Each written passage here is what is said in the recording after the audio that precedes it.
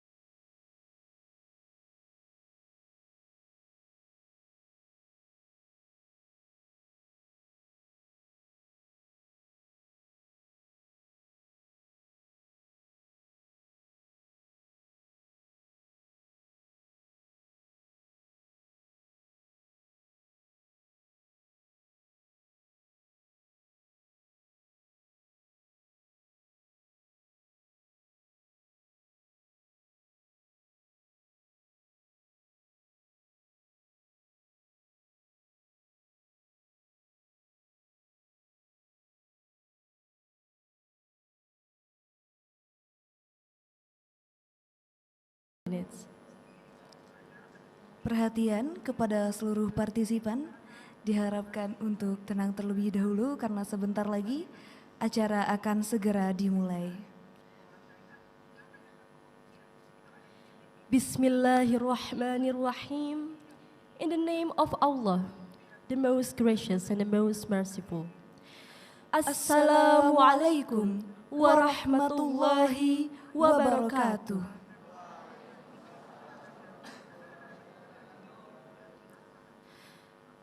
Alhamdulillahi Rabbil Alamin.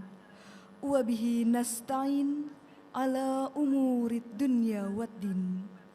Wassalatu wassalamu ala ashrafil anbiya'i wal mursalin. Wa ala alihi wa sahbihi ajma'in. Amma ba'du. First of all, praise to be Allah, the most gracious and the most merciful, who has given His grace till we can gather in this nice place. Blessing and salutation be upon the most honorable Prophet Messenger Muhammad sallallahu alaihi wasallam, who has brought us from the darkness into the lightness. To the honor Professor Dr. Haja Amani Lubis, LCMA, Director of State Islamic University of Sharif Hidayatullah, Jakarta, along with Vice Rectors. To the honor Chief of Bureau, to the honor Mr. Saiful Umam, PhD, the Dean of Faculty of Adab and Humanities, along with Vice Deans. His Excellency Salim Abdullah, the Ambassador of United Emirates Arab to the Republic of Indonesia. The special guest speakers, His Excellency Dr. Ali Rashid Al-Nuaimi, the member of the UAE Federal National Council for the Emirates of Abu Dhabi and Chairman of the Defense Affairs, Interior and Foreign Affairs Committee. And the Honorable Mr. Andika Krisnayudanto, SHLLM, the Deputy on International Cooperation, National Counter-Terrorism Agency, the Republic of Indonesia. To the honor, Professor Albi Shihab as a special guest, and all, especially all students of Faculty of Adab and Humanities. Selamat datang di Stadium General pada tanggal 4 Oktober tahun 2022.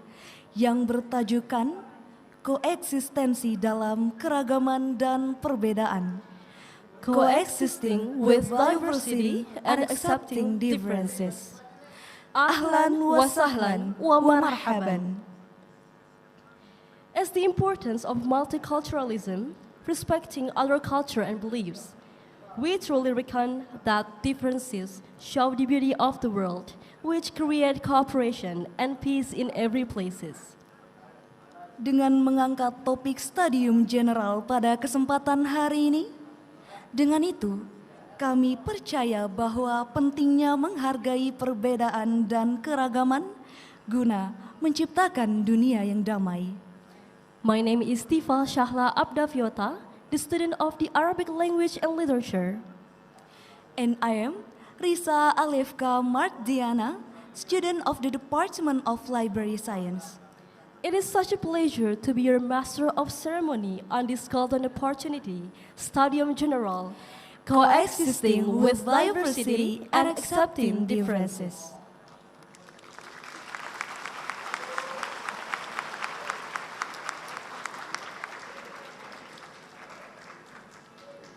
Ladies and gentlemen, as the beginning of the agenda to inshallah run the event smoothly without any obstacles, let's start our agenda by reciting Basmalah.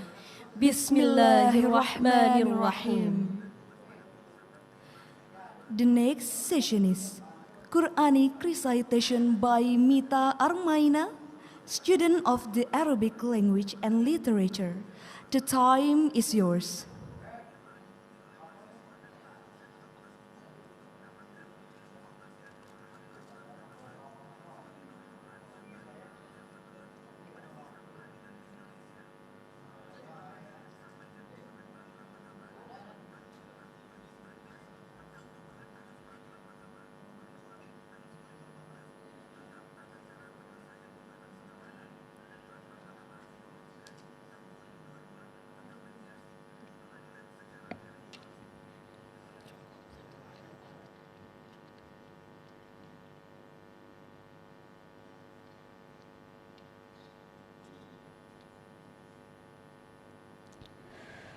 Assalamualaikum warahmatullahi wabarakatuh.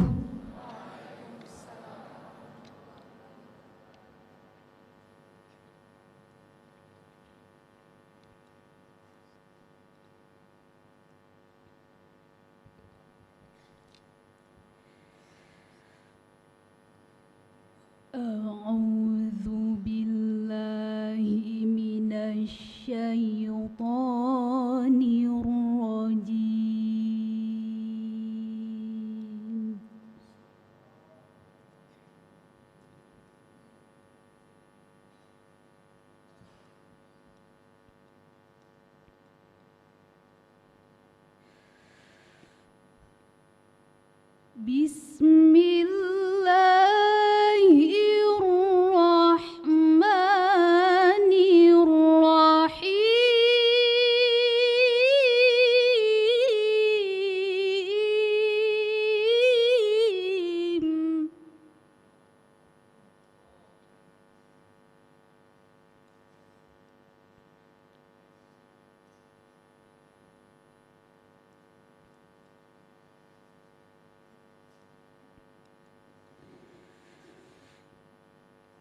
Ya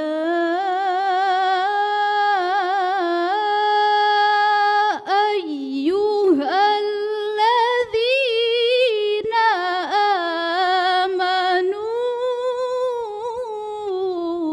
idza qila lakum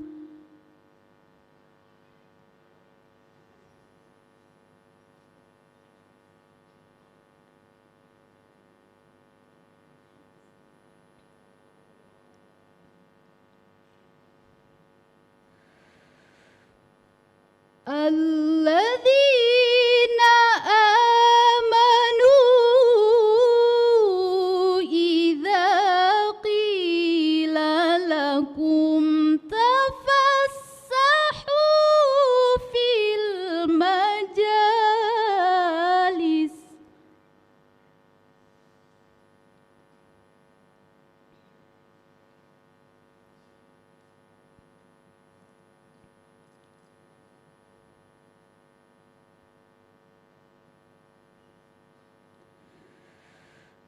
تفسحوا في المجالس فافسحوا يفسح الله لكم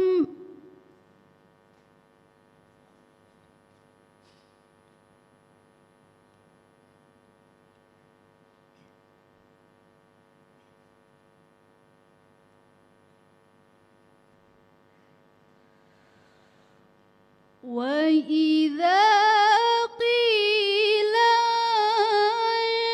انشزوا فانشزوا يرفع الله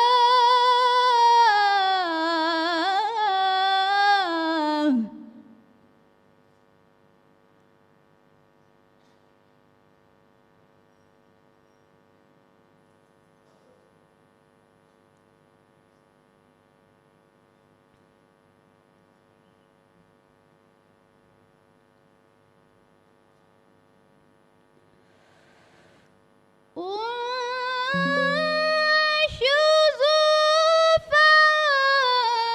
فانشزوا يرفع الله الذين آمنوا منكم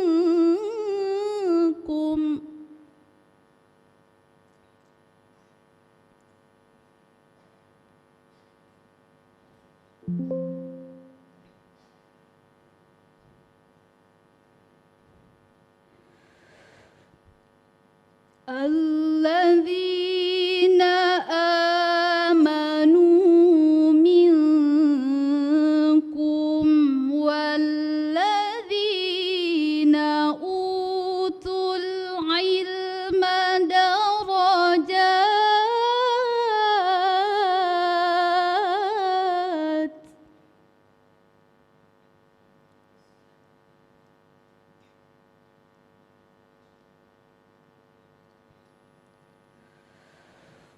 والله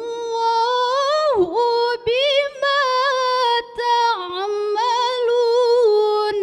خبير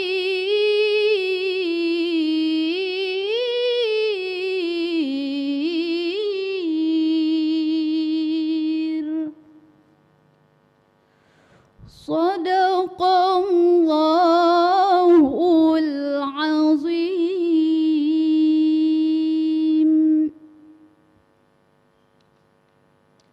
ثم والسلام عليكم ورحمة الله وبركاته.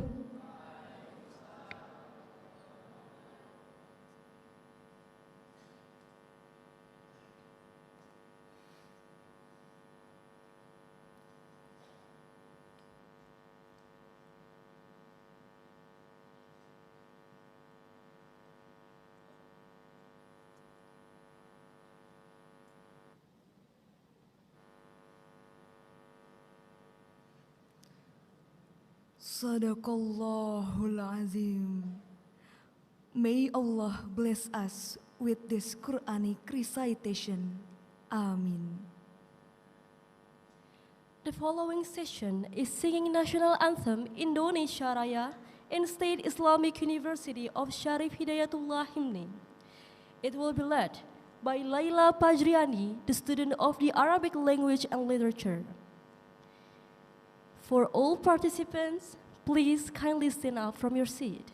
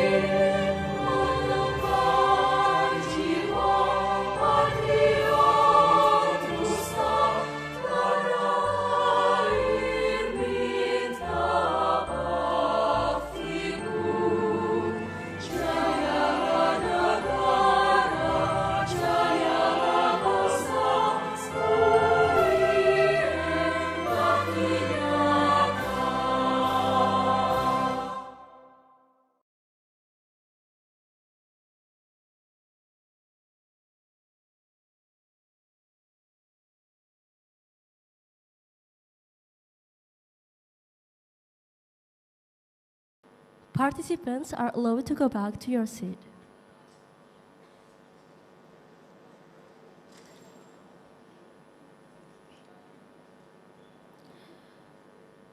The next session is welcoming speech by Mr. Saiful Umam, PhD, the Dean of Faculty of Adab and Humanities. The time is yours.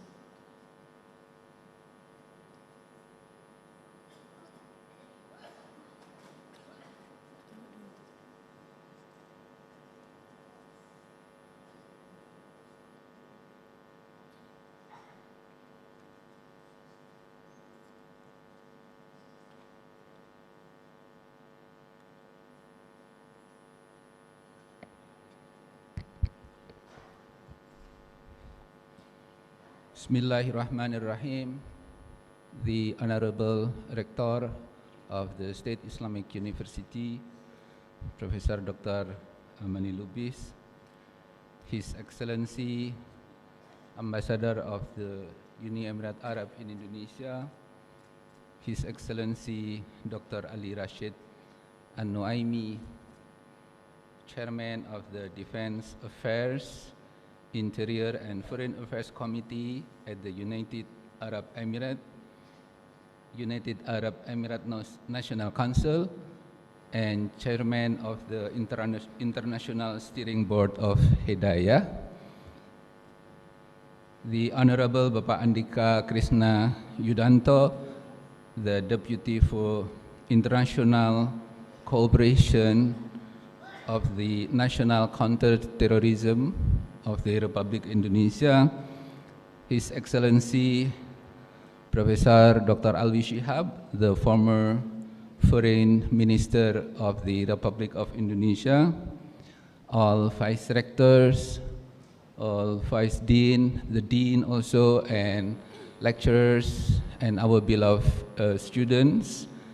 Assalamualaikum warahmatullahi wabarakatuh. Hamdan lillah, nahmaduhu wa nasta'inuhu wa nastaghfiruh wa na'udzu billahi min sururi anfusina wa min sayyiati a'malina. Salatu wa salaman daimaini ala nabiyyina wa habibina sayyidina Muhammad wa ala alihi wa sahbihi ajma'in. Amma ba'du.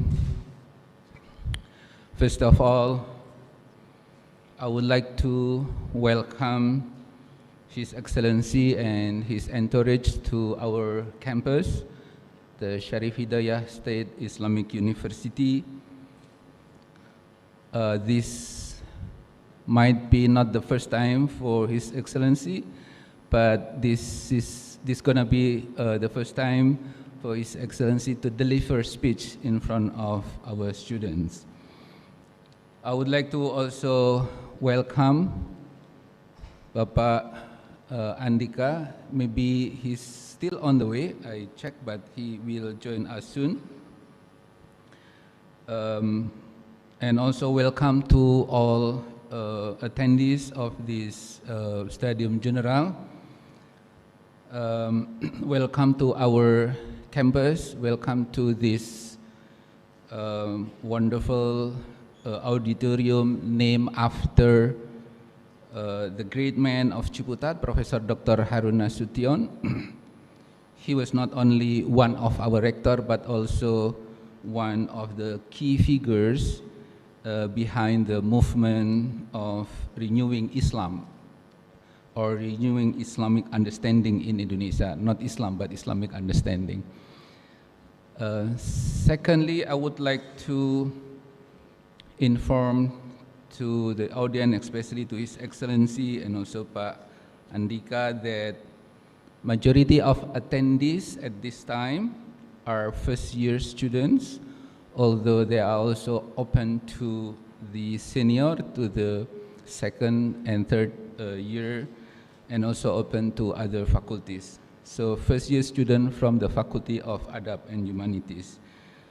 They are studying at 5 different departments, namely Arabic language and literature, Islamic history and civilization, translation, library science, and English literature.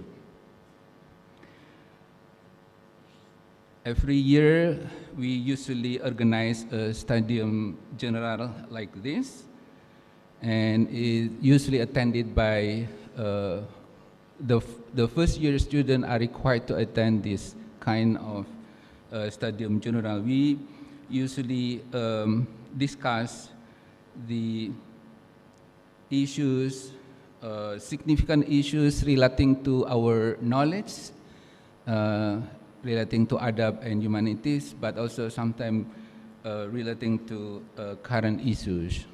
So we are lucky to have His Excellency today, and also Pak Andika, who will talk on coexistence with diversity and accepting differences.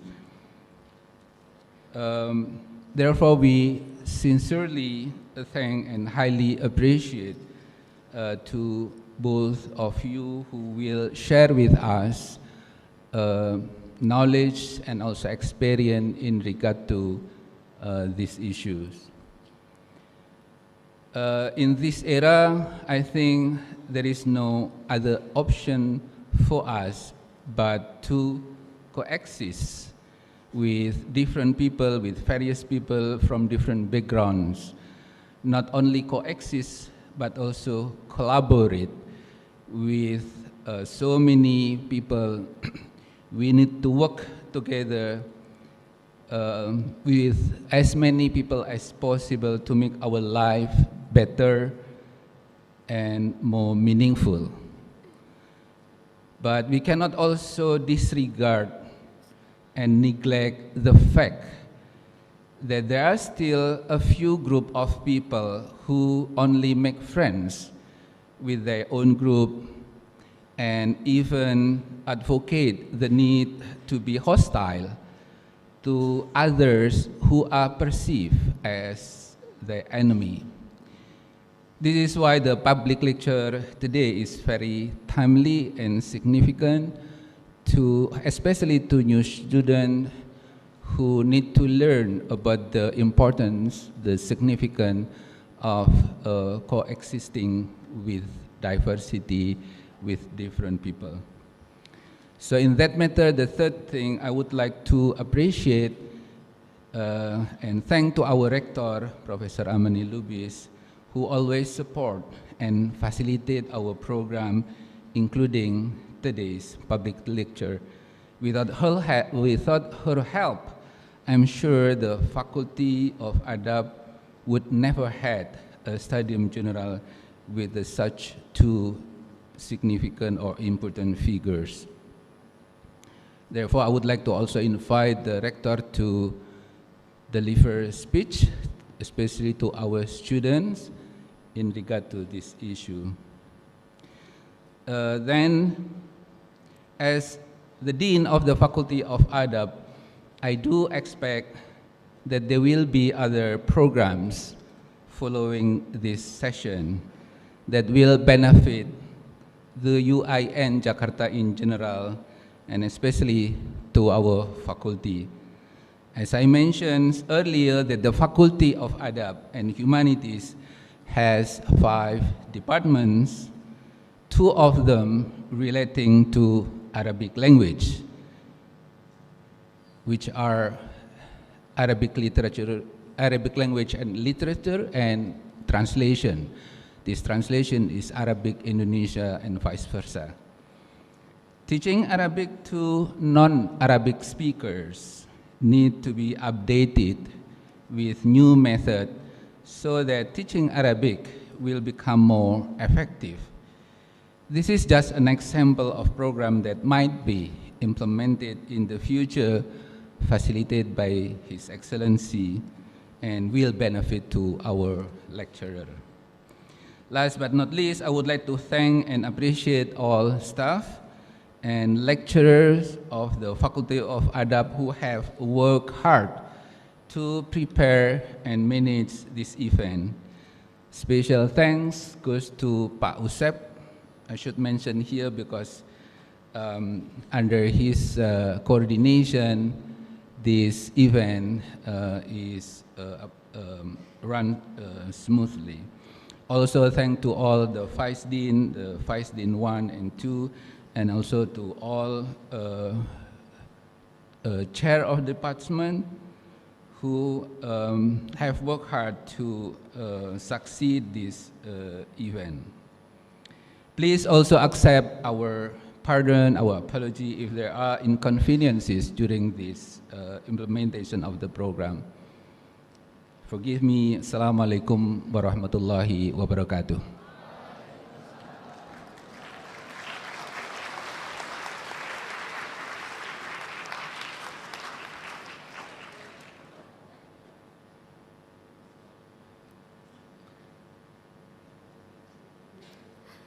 Thank you very much for your remarkable welcoming speech, Dr. Saiful Umam. The next welcoming speech will be delivered by Professor Dr. Amani Lubis, LCMA, Director of State Islamic University of Sharif Hidayatullah, Jakarta. To Director, Ms. Amani Lubis, time is yours.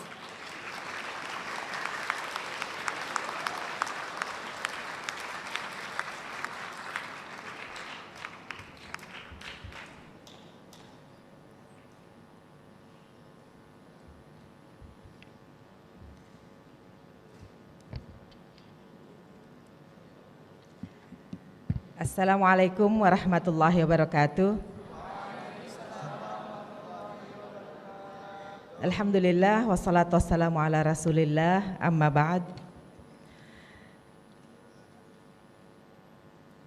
Honorable, distinguished guests, especially His Excellency Dr. Ali Rashid An-Nuaimi, Chairman of Defense Affairs, Interior and Foreign Affairs Committee at the United Arab Emirates National Council, and the Chairman of International Steering Board of Hidayah. His Excellency, Ambassador of United Arab Emirates, Mr. Abdullah Salim Ad-Dahiri, thank you for coming many times to our campus, Alhamdulillah. And His Excellency Alwi Shihab, Bapak Alwi Shihab, former Foreign Minister of the Republic of Indonesia, and also there are many friends from, there is Mr. Yes, Matius. Yeah, I should mention also Bapak Matius Ho from Leimena Institute, and all of the professors, vice rectors, deans and vice deans, especially from the Faculty of Adab and Humaniora, or in Humanities, Faculty of Arts and Humanities, yes, and all of the students. I think it's more than 1,000 here, more or less, yes, because 2 floors are crowded now, Alhamdulillah. And we all attend this general lecture from His Excellency Ali Rashid An-Nuaimi, and also the second speaker is Bapak Andika Krishna Duyanto from the National Counterterrorism Agency, BNPT, the Republic of Indonesia, and he is the Deputy of International Cooperation. Yeah, I would like to give the warmest greetings to all of the participants, the audiences, and also the speakers today. I'm grateful to be standing here and welcoming you all in this Stadium General. Entitled Coexistence, I would like to say it coexistence, not coexisting. Coexistence with diversity and accepting differences. Yeah, and of course we know Indonesia is a big country, and as I explained to Your Excellency Bapak Ali Rashid in my office, I showed in the map how big Indonesia is. And Indonesia has very diverse, infinite diverse of everything in Indonesia, not just ethnicity, but also from the many aspects. And Alhamdulillah, Indonesian people love the nature of Indonesia, and also all people of Indonesia, no matter the religion, ethnicity, and also color. So that Indonesia is a model of coexistence in the world. I believe like that. Okay. And in Indonesia, we also have the we have done many efforts to make the people live harmoniously and also have this coexistence in their life. Even there is also some events or some crisis or violent actions, but as a whole, Indonesian people love peace and also peaceful life and harmonious life. So we know that our responsibility is big in building the country and also in peacekeeping, so that we continuously taught the students and our new generation to follow the peaceful means and thinking in everything. Peaceful coexistence also important, because without peace we cannot live together in our country and in our global earth. By peaceful life also we can develop our country. We will be positively we have contribution positively in the process of development. So this is very timely to have this discussion about coexistence in diversity and accepting differences. Indonesia also declared this year, 2022, as the year of tolerance. So that this event also is one of the activity to support what is the government meant by the year of tolerance. And at the outset, and finally, I would like to thank the Dean of Faculty of Art and Humanities for his effort with his vice deans and also heads of departments for organizing this nice day for the General Stadium. And with all of this effort, we look forward to make other activities, especially with the United Arab Emirates, as we also expect more cooperation between some universities in Abu Dhabi, for example, or from Asharika. We need to have communication and also collaboration to spread peaceful life and also all of the good deeds in this earth, so that we can promote the peaceful life, inshallah. On behalf of our university, Sharif Hidayatullah State Islamic University, I would like to welcome you all, and I wish you a fruitful discussion with the two speakers, and also have informed or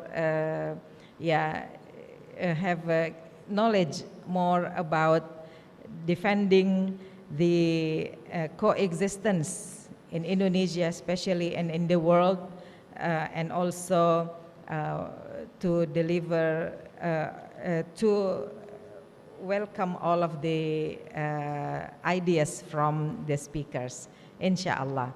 Thank you very much. I hope you a very nice stay in Indonesia for the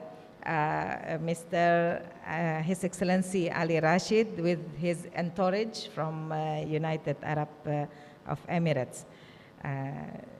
Inshallah, we will see you again in Indonesia or in Abu Dhabi, inshallah. Thank you very much, and I hope you all have a very fruitful time in this morning. Assalamualaikum warahmatullahi wabarakatuh.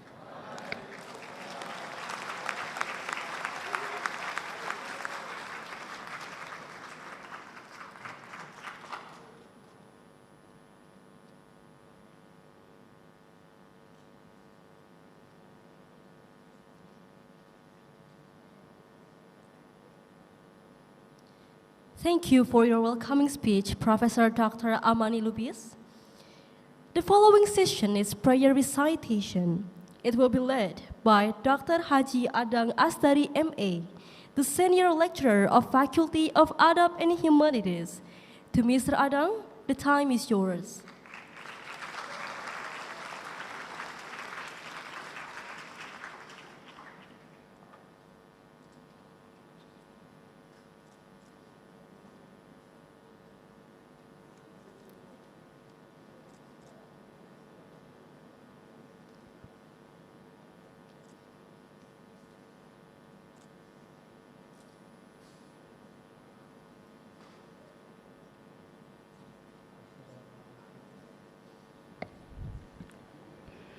Assalamualaikum warahmatullahi wabarakatuh. Bismillahirrahmanirrahim. Allahumma salli ala sayyidina Muhammadin al-Fatihi lima ughliqa wal khatimi lima sabaqa. ناصر الحق بالحق والهادي إلى صراطك المستقيم وعلى آله حق قدره ومقداره العظيم. اللهم إنا نسألك فعل الخيرات وترك المنكرات وحب المساكين وأن تغفر لنا وترحمنا، ونسألك حبك وحب من يحبك وحب عمل يقربنا إلى حبك. اللهم إنا نسألك من الخير كله عاجله وآجله ما علمنا منه وما لم نعلم، ونعوذ بك من الشر كله عاجله وآجله ما علمنا منه وما لم نعلم. اللهم إنا نسألك من خير ما سألك بعبادك ونبيك، ونعوذ بك من شر ما استعاذ منه عبدك ونبيك. اللهم إنا نسألك الجنة وما قرب إليها من قول أو عمل، ونسألك أن تجعل كل قضاء قضيته لنا خيرا. اللهم اقسم لنا من خشيتك ما تحول به بيننا وبين معاصيك، ومن طاعتك ما تبلغنا به جنتك ومن اليقين ما تهون به علينا مصائب الدنيا اللهم متعنا بأسماعنا وأبصارنا وقواتنا ما أحييتنا واجعله الوارث منها واجعل ثأرنا على من ظلمنا وانصرنا على من عادانا ولا تجعل مصيبتنا في ديننا ودنيانا ولا تجعل الدنيا أكبر همنا ولا مبلغ علمنا ولا تسلط علينا من لا يرحمنا اللهم اجعل جمعنا هذا جمعا مرحوما وتفرقنا من بعده تفرقا محسونا برحمتك يا أرحم الراحمين ربنا آتنا في الدنيا حسنة وفي الآخرة حسنة وقنا عذاب النار وادخلنا الجنة مع الأبرار يا عزيز يا غفار يا رب العالمين وصلى الله على سيدنا محمد وعلى آله وصحبه وسلم بفضلك سبحان ربك رب العزة عما يصفون وسلام على المرسلين والحمد لله رب العالمين والسلام عليكم ورحمة الله وبركاته.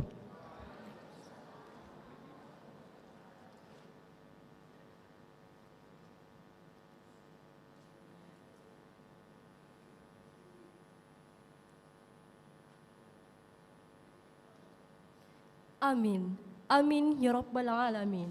May Allah accept our prayers. Thank you to Mr. Adam. Ladies and gentlemen, finally we come to the main session. It is public lecture about coexisting with diversity and accepting differences, which will be delivered by His Excellency Dr. Ali Rashid Al-Nuaimi and the Honorable Mr. Andika Krishna Yudanto, SHLLM. In advance, we would like to invite Mr. Usep Abdul Matin, PhD, as the Vice Dean of Faculty of Adab and Humanities, to lead this discussion session. To Mr. Usep, the floor is yours.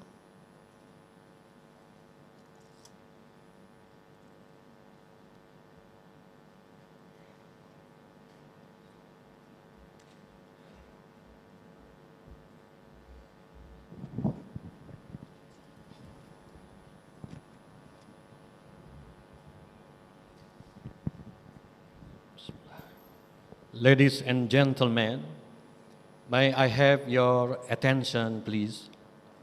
My name is Usep Abdul Matin. I am a moderator of this Stadium General. Honorable Professor Dr. Amani Burhanuddin Umar Lubis, LCMA, our Rector of Sharif Hidayatullah State Islamic University in Jakarta, and her vice rectors, respectable Bapak Saiful Umam, PhD, the Dean of our Faculty of Adab and Humanities at Sharif Hidayatullah State Islamic University in Jakarta, and his vice deans, Honorable His Excellency Mr. Abdullah Salim Ad-Dahiri, the Embassy of the United Emirates Arab to the Republic of Indonesia. Respectable our Ayahanda, Professor Alwi Sihab, especially our distinguished panelists, His Excellency Dr. Ali Rashid An-Nuaimi, and Bapak Andika Krishna Yudanto, SP, SH, MA.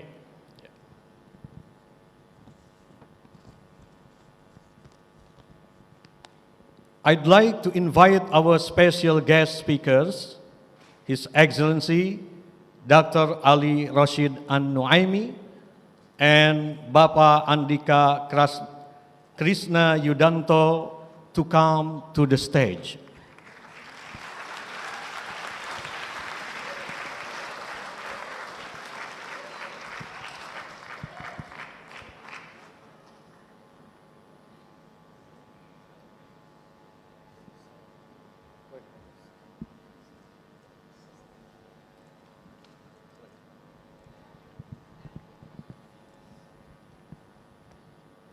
Good morning, everyone. Bismillahirrahmanirrahim. Assalamualaikum warahmatullahi wabarakatuh.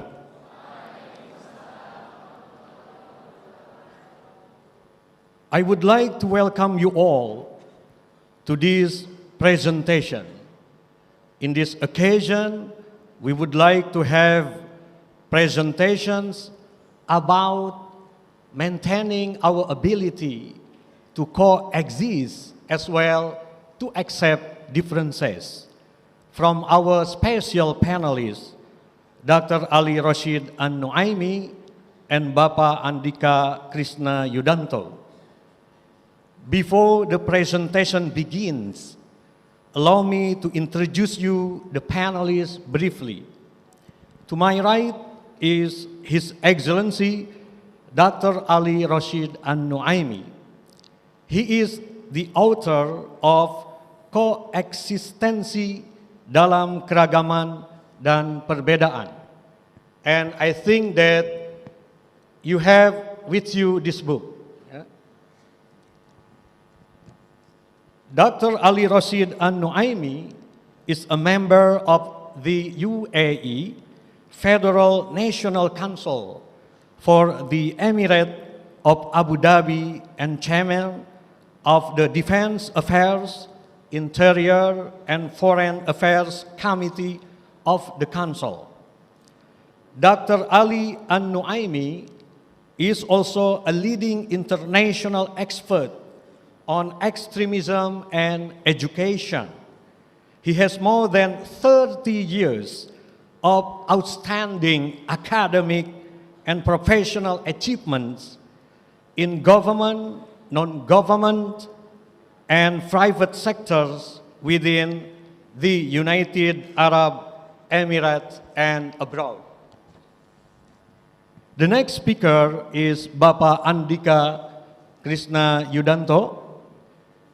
He is a director of regional and multilateral cooperation at the National Counterterrorism Agency, Badan Nasional Penanggulangan Terorisme of the Republic of Indonesia. If you have an access into his Instagram, you will find his motto of life: calm down, forgive, and be nice. Tenang, maafkan, dan jadilah orang baik. A motto of life which corresponds to our topic of today. He obtained his MA in Foreign Affairs and Trade from Monash University in 2000. So, ladies and gentlemen, please give a warm round of applause to our distinguished speakers today.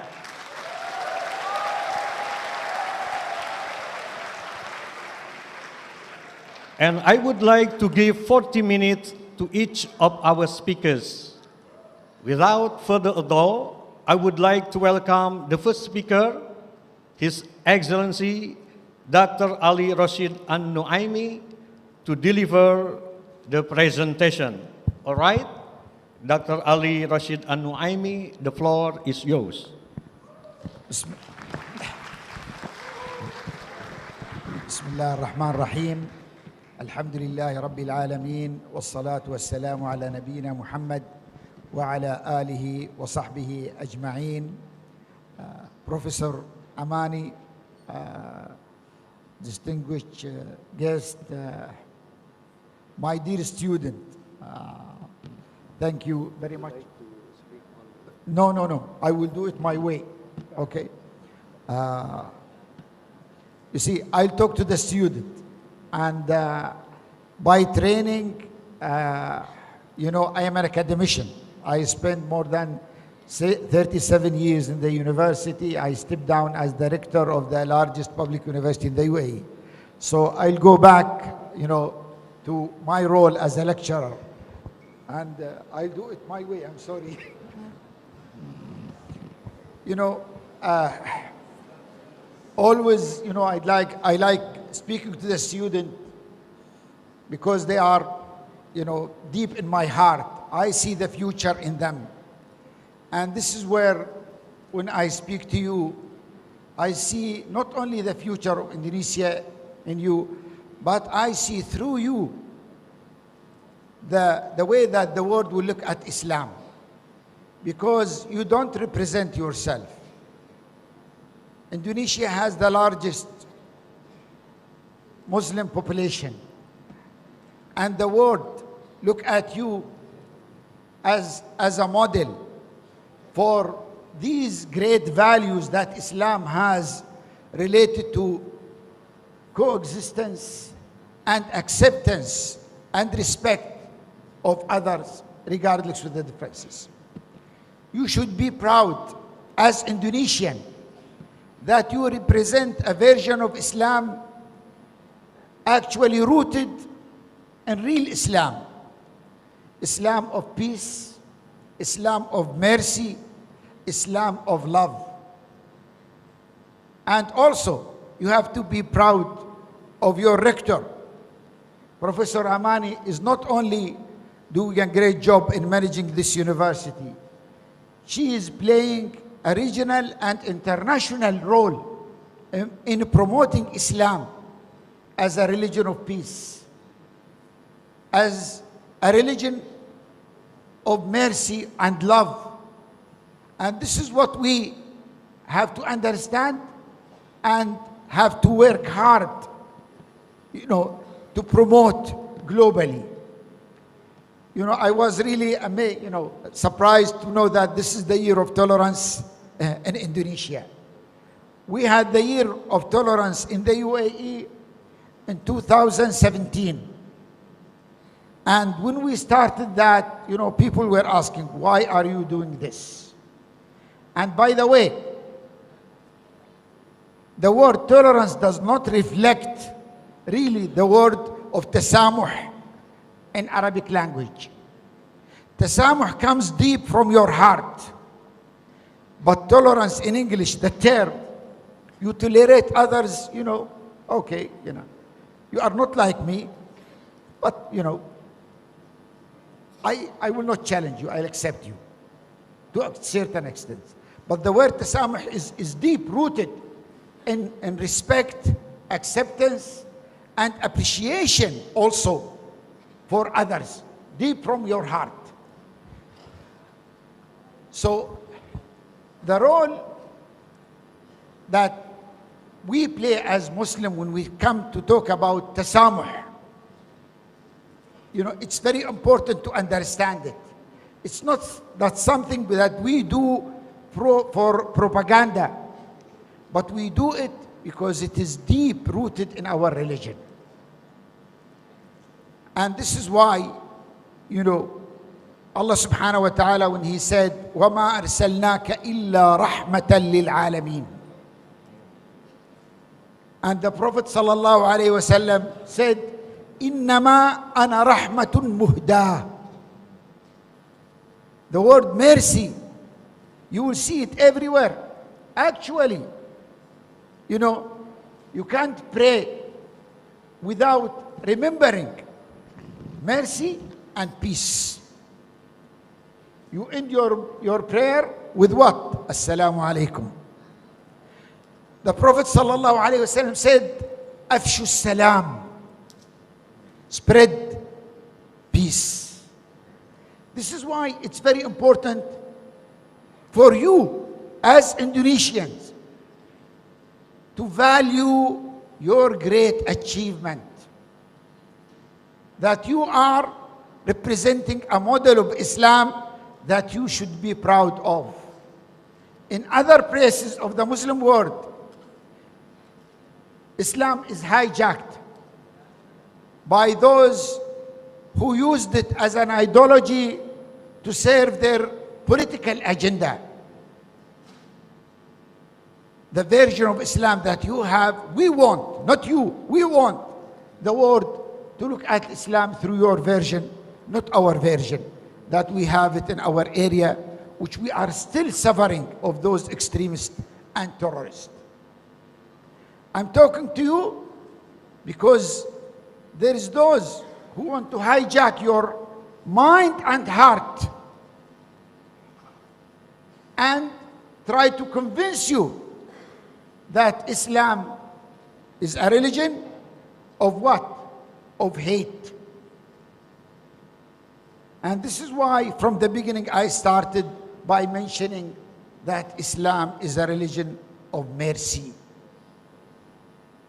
وَمَا أَرْسَلْنَاكَ إِلَّا رَحْمَةً لَيْسَ not for Muslim, but for what? Al-Alameen.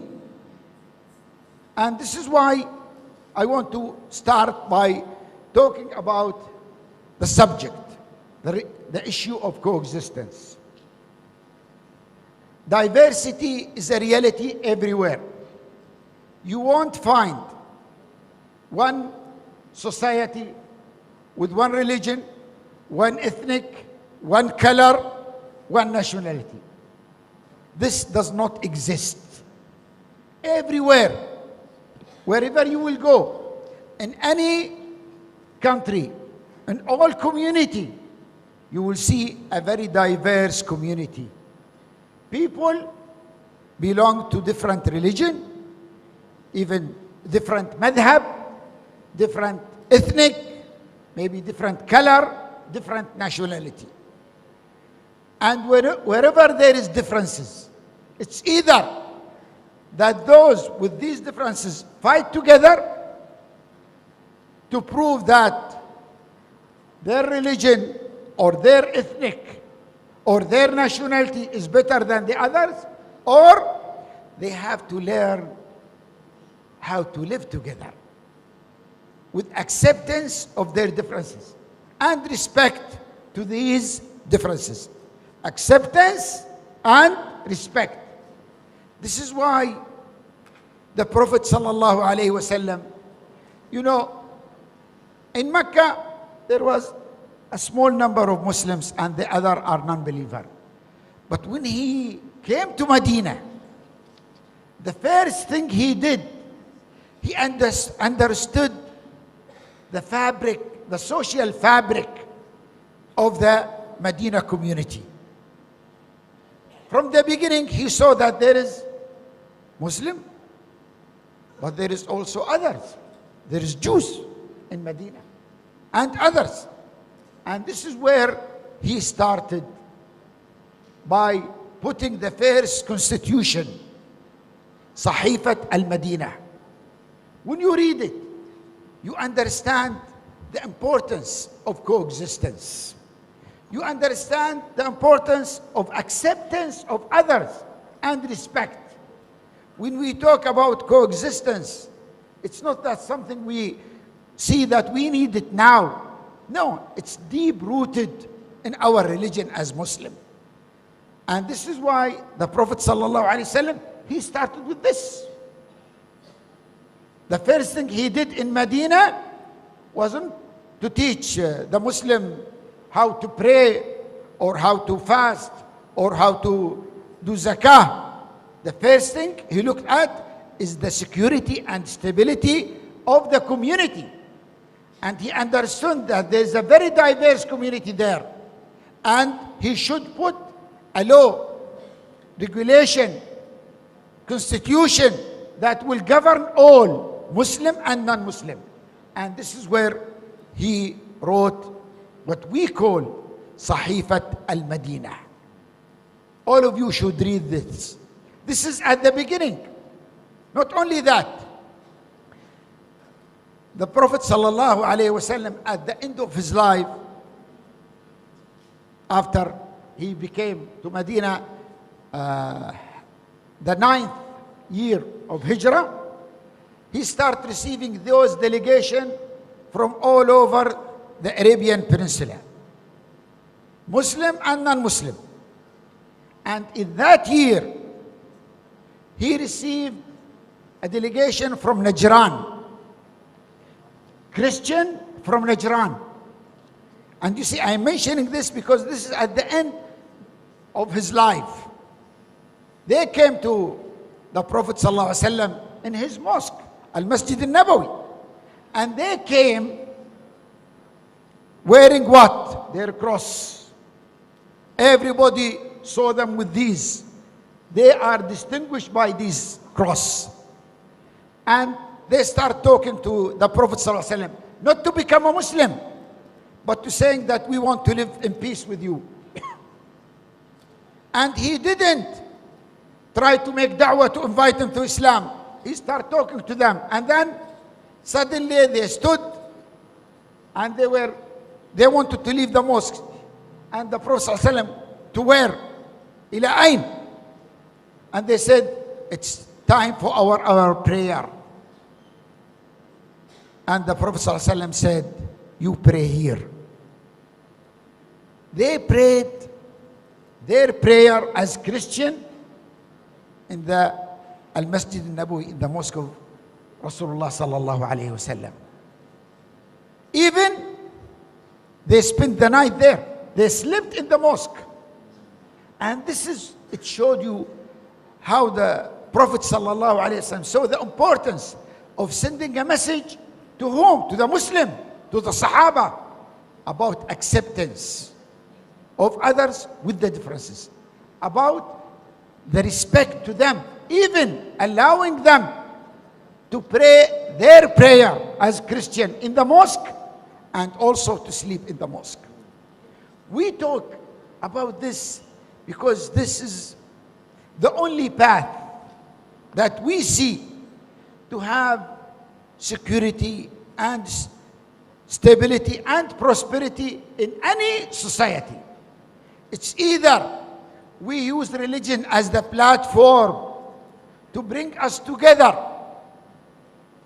to promote the common values that we have, and to engage in building our community and society and protecting our nation, or we use the religion as those extremists and terrorists want us to do, to divide us and engage us in a fight that will not end. It's very important to understand that religion has a role to play. You are part of an Islamic university. And this role is very important and crucial in what? In bringing people together, in promoting peace, and also in promoting love and mercy with everyone in that community. And this is why it's very important that for you in Indonesia to understand that with this diverse community, you have different religion, different madhab, different ethnic, okay? The only thing will unify the community, bring all Indonesian together is being what? Indonesian. Your inclusive citizenship, being loyal to your nation, that's the only thing will bring all Indonesian together. And this is very important. And this does not contradict with being a Muslim. Actually, being a Muslim is the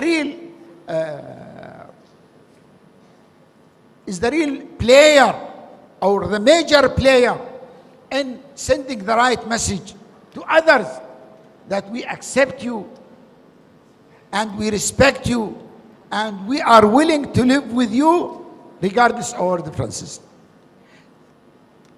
Occasionally you will find that some of the youth who are, who love Islam and want to promote Islam, they think that they will be able to impose their understanding of Islam on others. And, we as Muslims, we had these differences for centuries. We have many madhab, we have many sectors. It's either in aqidah or fiqh, always there is differences. You have to understand that this is your understanding, but you have to respect the understanding of others. You can't impose your version of Islam or understanding of Islam on others. This has been there for centuries. And because those ulama, imam, didn't solve it and didn't try to impose their version or understanding of Islam, you shouldn't do that. You should respect others in the way that they look at Islam and understand Islam. And it's very important that you understand in Indonesia that you can actually teach the other Muslim how to live with the differences.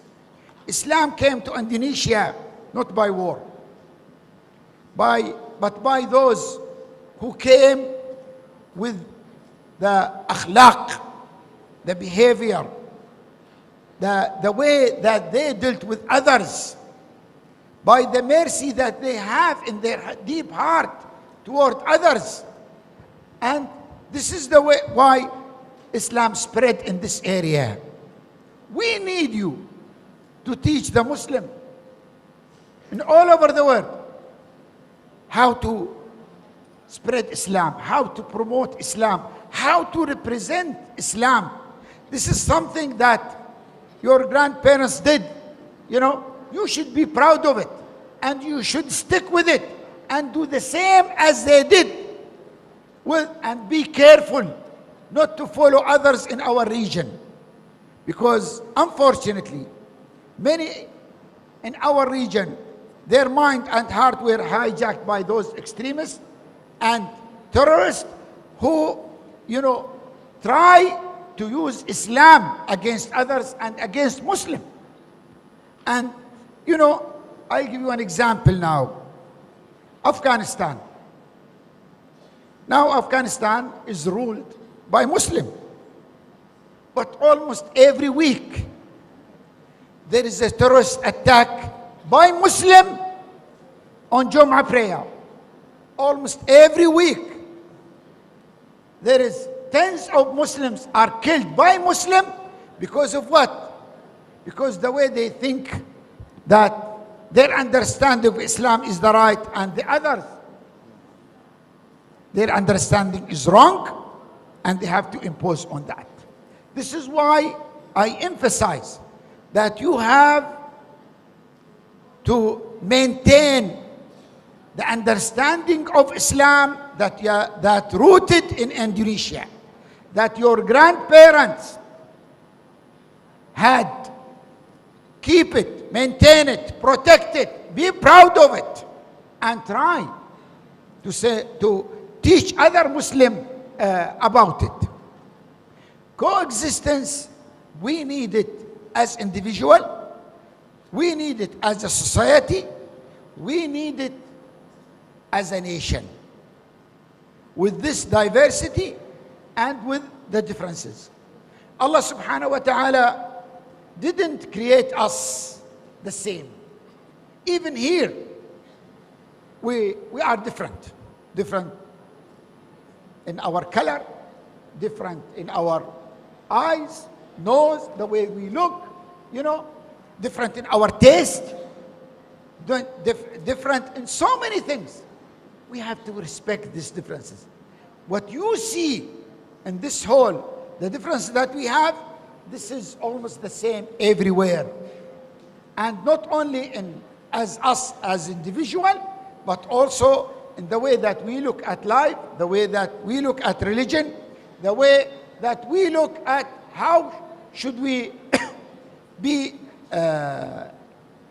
part of our community and the global at the end. And this is where we as Muslims have to understand the issue of identity. Sometimes we have an issue with the identity. Sometimes we say, oh, we are Muslim, but we don't mention our nation. And this is a very important issue that we have to understand. You, being Indonesian and being a Muslim, does not contradict. They complement each other. And if you say, no, I am part of the Ummah, you see, which Ummah? Islam is a religion that Allah subhanahu wa ta'ala sent it to everyone. at the end, regardless of our area that we live in, our color, our ethnic, our nationality, Islam is there. So it's very important to see that all these identity that we have, they complement each other. But at the end, because we are living in the 21st century, we have to understand that we need a system to rule. And this is what we call the constitution, the laws that the nation, develop and try to implement. Islam urges you to respect the constitution, the laws, because without these you can't live in peace and harmony. And this is why it's very important to see yourself as Indonesian, as a unique nation. Don't ever think that what suits you, should be somewhere else, or don't try to import a version of Islam or others that will suit you. What that will implement it, you want to implement in Indonesia. No. Develop your own version that comply with the constitution, the laws, the regulation, and your heritage, your tradition, and the understanding of Islam that you have. We as Muslims are facing so many challenges. We in the UAE, United Arab Emirates, we believe that the model that we were able to develop in having about 200 nationalities, living in UAE in peace and harmony, and enjoying a lifestyle that had the acceptance and the respect of everyone, is the thing that we are proud of. And we think that's because our leadership had a vision related to what? To being open, to accept others, respect others, and engage with others. Now, with the internet and social media, you can't isolate yourself. But you, as Muslim students especially, you should immune yourself from the bad effect of social media that might come from outside. And this is where it's very important to understand the role of social media now. How can you play a role in it to protect yourself, immune yourself, and also engage in a positive way in your society to use social media to promote what? To promote the values that you have as Indonesian. This is what we are doing in the UAE. This is what we are proud of. And this is the thing that we always try to share with others. We are not asking others to copy, no. But we are asking them to learn from the lesson that we have and develop their own version. My dear student, coexistence is the only path for security, stability, prosperity for all of us. This is why it's very important to promote these values and create your path in engaging with these values as individual, as a family, as a society, and as a nation. Thank you very much. Assalamu alaikum wa rahmatullahi wa barakatuh.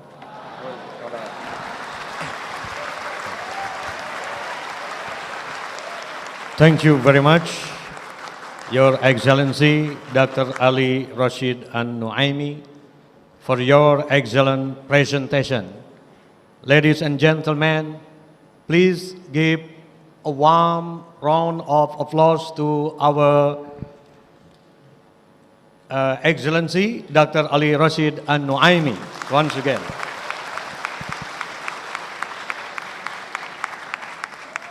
Now I would like to welcome our second speaker, Bapak Andika Krishna Yudanto. All right, Pak Andika, the time is yours.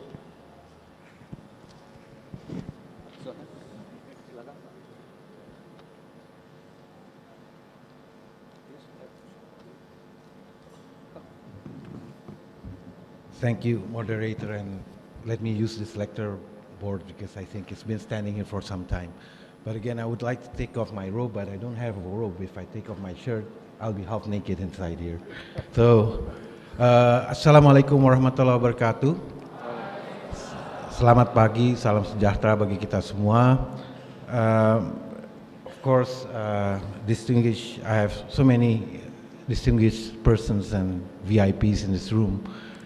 First, allow me to greet Director of the UIN, Professor Amani Lubis. Certainly it's an honor for us to be invited here at the National Counterterrorism Agency to speak on the behalf of the National Counterterrorism Agency. I've also the former Minister of the Foreign Affairs, Mr. Alwi Shiab. Certainly it's an honor to be here standing in front of you, sir, because I was serving my time in the Foreign Ministry when I was started in my early days in the Foreign Ministry, and I've always looked to you when you're in front of us, and then I would listen to you intently. Thank you very much for being here today. And of course, His Excellency Mr. Abdullah Salem Al-Daheri, the Ambassador of the UAE to the Republic of Indonesia. Certainly it's an honor for us, Excellency. And of course, the distinguished speaker, His Excellency Dr. Ali Rashid Al-Nuaimi. Of course, he is my boss because he is the chairman of the Board of Governors of the Hidayah, which Indonesia is also a member of.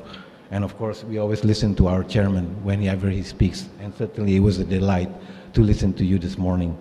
And of course, I would say the honors to the Dean of the Faculty of Adab and what's it called? Adab and Humanities. Again, this is, I was looking whether there was the faculty was named Humanities, but they still use the word Adab. And again, I find that very important because it does showcase the gesture of being polite. And I think this is stemming from the word Adab. Again, to all the members of the Vice Rectorate of the UN, certainly it's a pleasure for me to be here today to speak on this. Today's topic is a very important topic, in particular for the National Counterterrorism Agency. Of course, when you look at us, why is BMPT here? We have someone already speaking on living in coexistence, living in a way that we see, and how do we accept differences. I think this is the message that is coming in from His Excellency, which is very important. But there's other works, and probably BMPT is just a small stone in a big vast of how we live as a society in Indonesia, to live in a coexistence, and of course to live in harmony, and of course to live in means for accepting differences. And I believe this stems from our motto, our national motto, which is Bhinneka Tunggal Ika, unity in diversity. And this is something that Indonesia can showcase. And of course, one of the main elements of that, what has been mentioned by His Excellency, was that if Indonesia can showcase, because you're the largest, most populous Muslim country in the world, you have to have something that you can showcase to the world. And that is Indonesians that live in harmony, that lives in peace. And of course, how Indonesian portrays Islam outside, not just in Indonesia, but in the region as well as at the global level. So these are some of the important things. Let me go down to a brief description of why I may be here. I was talking to Pak Saiful a couple of days ago, and Pak Saiful wanted to showcase how Indonesia is fighting against terrorism. And of course, in the fight against terrorism, without peaceful coexistence, without accepting differences, I think the fight against terrorism would then be futile. So looking into that, let me showcase, I have a presentation. I don't have the art of Dr. Ali Rashid in speaking in public, and I need PowerPoint to help me so I could get my points into power. If I may, stick there. So the overview. So if you're looking at the global overview, where we are at when we're looking into fighting terrorism, there's two reports that comes out, and it is, I think, quite useful for us to look at what is the global landscape when it comes to terrorism. There are two large international organizations. The first one is called Al-Qaeda. We've seen that impact because of the 9/11 that transpired in the United States in 2021. And then, of course, the Bali bombing was also promulgated by Al-Qaeda. Then you have another group which has gained international attention from 2014 onwards, which is the ISIL, or the Islamic State in Syria and Iraq. Now, in Iraq and Syria. Now, although ISIL has lost its battleground, it's lost its territory since 2019 and has been defeated by the Assad government, the Syrian government. However, the latest prison attack in Hasaka showcased that ISIL is still there. And the problem of having these two large international terrorist organizations is the fact that they are also expanding their influence into other regions. One of the latest development is that we have never thought that it would go to other regions such as Africa, but now Africa is one of those regions that is being influenced by the power play of ISIS as well as Al-Qaeda. And of course, the South Asia, with the cause in Afghanistan, there is still the ISIS Khorasan, which is also causing problem of terrorism, and I think and in Central Asia as well. What about in Southeast Asia, where Indonesia is situated? It is believed that the influence of ISIL has receded, so there is a low number of attacks perpetrated or influenced or inspired by ISIL. But again, the problems of terrorism in Southeast Asia, what we are looking after is the fact of lone wolf attacks, as well as attacks that is inspired by the propaganda of ISIL or Al-Qaeda in that way. So the global overview, I think one that we should look at is that terrorism feeds, and the dynamism of terrorism feeds upon conflict areas. So when you can see, if you're looking at the map of the world, Africa is a region that is prone to violence, conflicts. The same thing can be said of South Asia as well as Central Asia. There you have a growing number of terrorism cases, attacks and events, and thereby, but then again, when you're looking into a region that's more peaceful, the issue is about attacks that is being inspired or attacks that is being conducted by a lone wolf, but not by major large organizations or terrorist organizations. Now, moving on to that, there are two important documents, studies that can be referred to when you're looking into the next slide, which is on the regional level of terrorism. If you're looking at Indonesia, yes, based on the Global Terrorism Index in 2020, we fell down by, I think, 5 places. We were at 37 ranking last time. But now we fell down to 24, and I think one of the major problems for Indonesia is the fact that violence still occurs in Papua. So this is the first time that the Global Terrorism Index had looked into issues of violence perpetrated by criminal armed groups in the Papua region. So that is why we fell down on the index. But again, Indonesia is still considered as a medium impacted country by terrorism. Then when you're looking at the Global Peace Index for Indonesia, we fell down by 2 or 3 points. Previously we were number 42, now we're at number 47. Now, one of the causes for the fall in that is that, of course, the level of terrorism attacks have decreased in Indonesia, but the peacefulness, again, the variables for indicating peacefulness in Indonesia, there's a slight deterioration, and one of them is the large demonstration that was conducted in country And I think in 2020 that was with regard to, for example, the omnibus law. So again, this is some of the features when you're looking into security and peace with Indonesia. We're falling down, but again, with the peace index, Indonesia is still considered as a country that is highly peaceful. So again, there is no meaningful conflict within Indonesia. Within the context of terrorism itself, violence is very much has been decreasing, but again, some of the areas in Indonesia, such as Papua, is a growing concern when we're looking into the issue of terrorism. Now, the same thing can be said in the same level. The Global Terrorism Index for 2022 actually is a good sign, where they also saw that there is a decrease of terrorism events for countries in the region, such as the Philippines. They were the top 10 countries that was considered as highly impacted by terrorism, but in 2022, that place 10 was then replaced by Myanmar because of the political instability that has been occurring since 2021.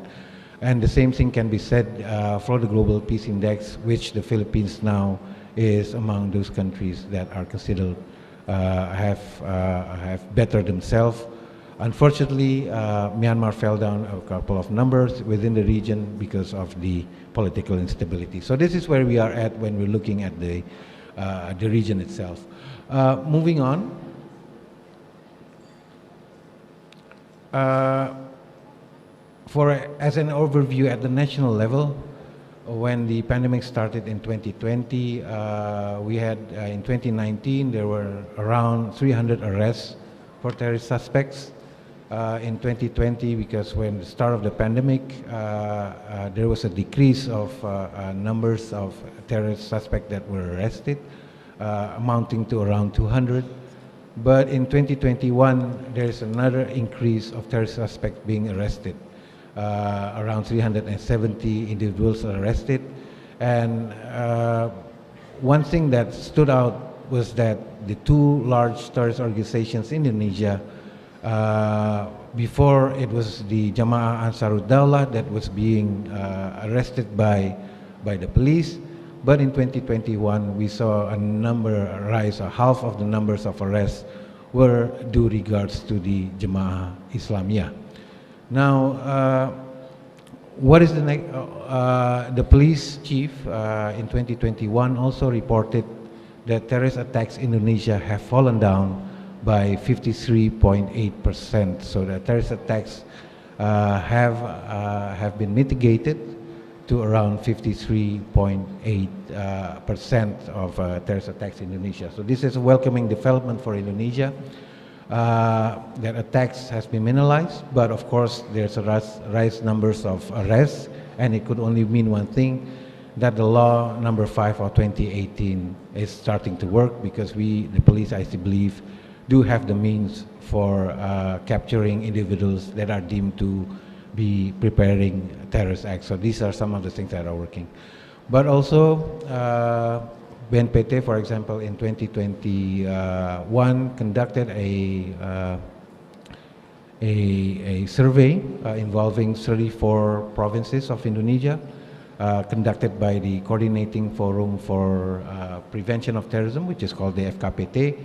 And the result was, I think, is quite worrisome, whereas there is a tendency that younger women, have the tendency to be more radicalized than their male peers.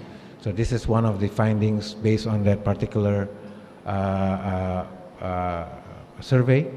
And the other thing is that much of those, the targets of violent extremist groups are still focusing on youth, particularly those that are millennials, Generation Z, and of course, those that are living in the urban settings. So these are some of the things that are quite concerning when we're looking at the trends of terrorism. The Sufan Center conducted a study in 2021 also in June, where they came out with 3 important trends of terrorism in the future. One of them is that suicide bombing is still a modus operandi or the tools as means for terrorists in the region in Southeast Asia.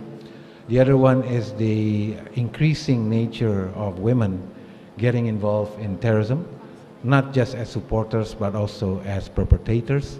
And the third is that online radicalization, when it took them years to radicalize a person, but right now with online you can do it within months and a person is then highly radicalized. The case in point, for example, is the young woman that attacked the police headquarters in Jakarta in 2021, was radicalized in a very short period because of the means through online mechanism. So these are some of the things that are quite worrying, and I think this is why Dr. Ali's speech is very important today, that we actually need to showcase how Islam is a religion of moderation and also a religion that promotes peace and, of course, peaceful coexistence and, of course, accepting differences rather than highlighting the differences itself.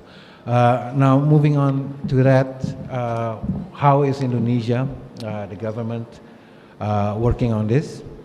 One of them is that Indonesia has adopted, has a law on counterterrorism. I believe it's quite a comprehensive set of laws. It follows a hard and soft approach. The hard approach being that it focuses on law enforcement, and the soft approach focuses on the prevention means, and of course for Indonesia, they would focus on counter-radicalization, national preparedness, and of course the other one relates to de-radicalization. So these are some of the strategies that Indonesia is using when we're looking into countering terrorism based on the hard and the soft approach. Another one that Indonesia has is the National Action Plan on preventing and countering violent extremism. This was adopted through Presidential Regulation number 7 of 2021. If we can move to the next slide, please.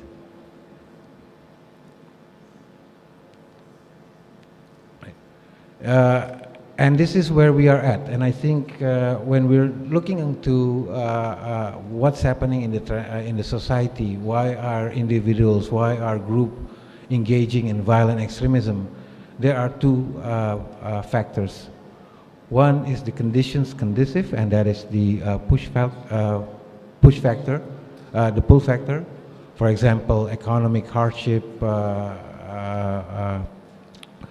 human rights condition, law enforcement that is not injustice. Again, a number of things that it becomes a pull factor for individuals or organization, for example. The other one is the push factors, such as what is the individuals, why is the individual being pushed to take the steps of violent extremism. And of course there's a number of areas why these individuals, and there is no one single factor that you can create an individual into becoming a violent extremist. And therefore this is why the government came up with this presidential regulation on the National Action Plan on preventing and countering violent extremism. In Bahasa we call it RAN-PE. The aims and the objective of this RAN-PE is actually to provide means for the government to secure the safety of every Indonesian individuals from the harm of violent extremism. And then there are a number of things that the government is working on. It is a whole of government, whole of society approach towards implementing the National Action Plan. It is based on 3 important pillars. There is the pillar on prevention, and the pillar on law enforcement, and the third pillar is on international cooperation and partnership. And I think one of the most important thing is the pillar on partnership, where we are working with the civil society organizations to conduct activities that relate to this National Action Plan. It has 130 activities. The activities to be conducted is from 2020 to 2024. Now, moving on to that, the first pillar consists of 82 activities. The second pillar consists of 33 activities, and the third pillar consists of 15 activities. So far in 2021, we have conducted 70 activities with 249 activities that have been conducted by ministries and agencies. So when you're looking at the National Action Plan, there is 48 ministries and agencies that are responsible to implement this 130 activities. 70 of them is being implemented in 2021, and that consists of 249 activities conducted by 48 of the ministries and agencies. Most of the activities are conducted within the prevention pillar, and of course this is one of the most important pillar because the activity of preventing terrorism is of course through preventative measures. Now moving from that, there are some other things that with the National Action Plan, and I think one of them is how when you're looking into how do you build that peaceful coexistence, accepting differences, that work is not with the central government or the capital, but the work should be done within the region and the provinces. And one of the fact is that the Home Affairs Minister has circulated a letter to all the provinces in Indonesia to come up with their means for implementing the National Action Plan. And of course, moving down to the other parts of the slides, please. Is what is the theme of this talks today, and that is the prevention means how to build that peaceful coexistence, how to build a community that is resilient from violent extremism. One of them is promoting critical thinking within the education sector, and I believe this is an important element of that. If you wish to live in a peaceful coexistence, one of the means for that is also to build that critical thinking from harms such as violent extremism. So that is one of the aims of that particular means for building that community resilience within the National Action Plan. And from there on, and I think this is a good improvement of how the government works, and that the National Action Plan is not the ownership of the central government, but also there's a sense of ownership within the regions as well. And that's moving to the next, the last slide of this presentation, and that is focused on some couple of provinces that do have now, and they have enacted this in 2022, and that is from Central Sulawesi, who has now a regional action plan on preventing and countering violent extremism. Also the, and this is quite surprising, the Acehnis province now has a regional action plan on preventing and countering violent extremism. And the last is the province of West Java now has a regional action plan on preventing and countering violent extremism. So these are some of the works that I believe if you're working through a government, a central government, you need to push the policies at the level, at the local government level in order for your action plan to actually work, because it is after all a grassroots level work, and that is one of them is building that community resilience. And among those pillars, among those principles is the principles of peaceful coexistence, and of course living and accepting the facts that there are differences, and of course our symbol of unity and diversity should be adhered to by all Indonesians. So that would be ending my speech. Thank you very much. Wassalamualaikum warahmatullahi wabarakatuh. Waalaikumsalam.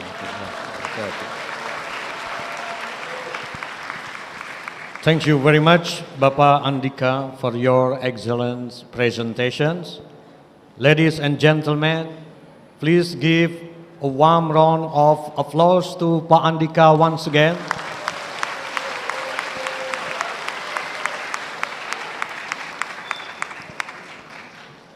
All right, ladies and gentlemen, now we come to a question and answer session.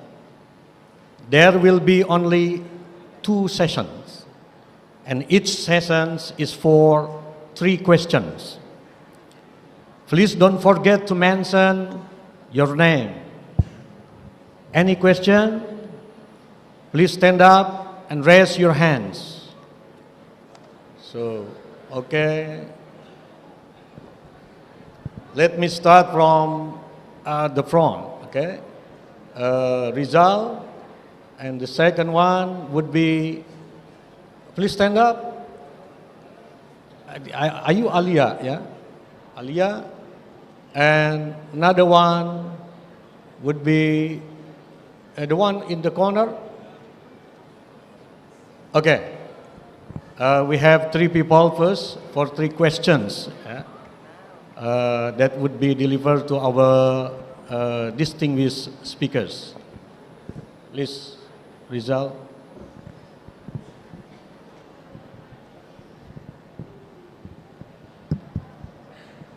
Tes.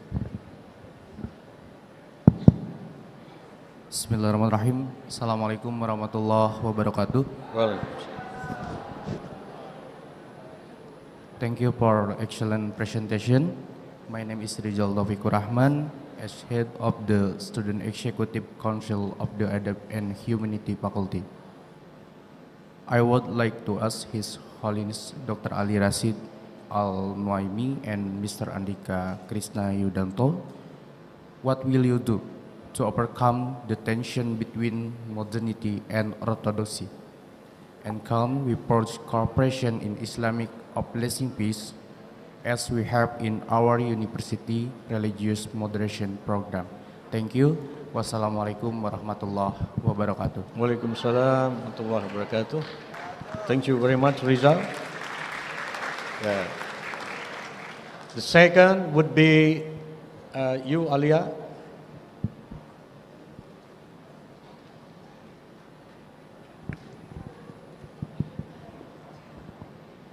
Bismillahirrahmanirrahim. Assalamualaikum warahmatullahi wabarakatuh. Good morning. My name is Auleni Salamsyah, my first year student of English Literature Study Programs. Thank you for your important lectures. My question goes to Bapak Andika. Can you tell us your successful programs of BNPT in educating napiter, narapidana terrorists? And my second question goes to His Excellency, Dr. Ali Rashid Al-Nuaimi. Can you share us your successful story to overcome radicalism by your website of Hidayah? Thank you. Wassalamualaikum warahmatullahi wabarakatuh. Okay, thank you, Alia. And the last one would be the one in the corner, please.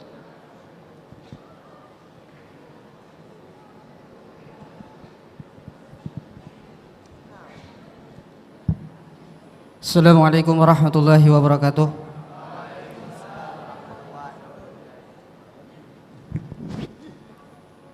Not you, not yet.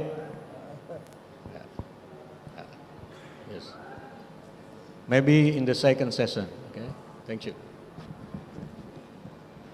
Okay. Assalamualaikum warahmatullahi wabarakatuh.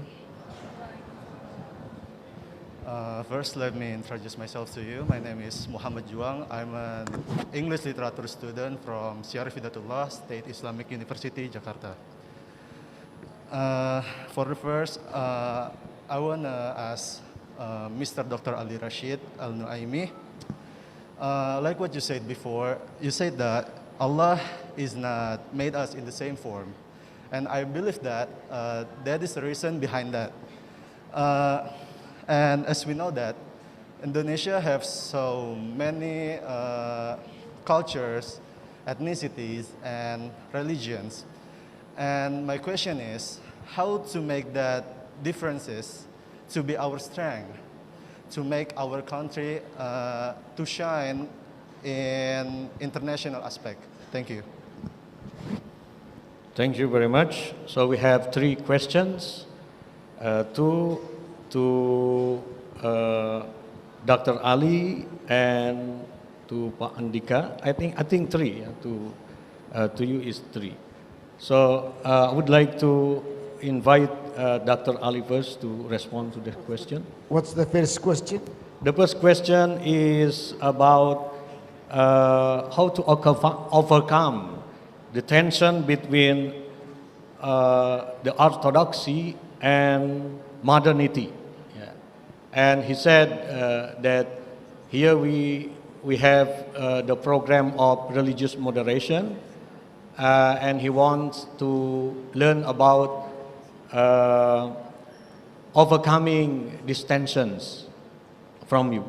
Yeah. Thank you. Thank you. You know, it's very important to understand that Islam as a religion came for all humanity, for all period. It didn't come only for a certain region or for a certain period.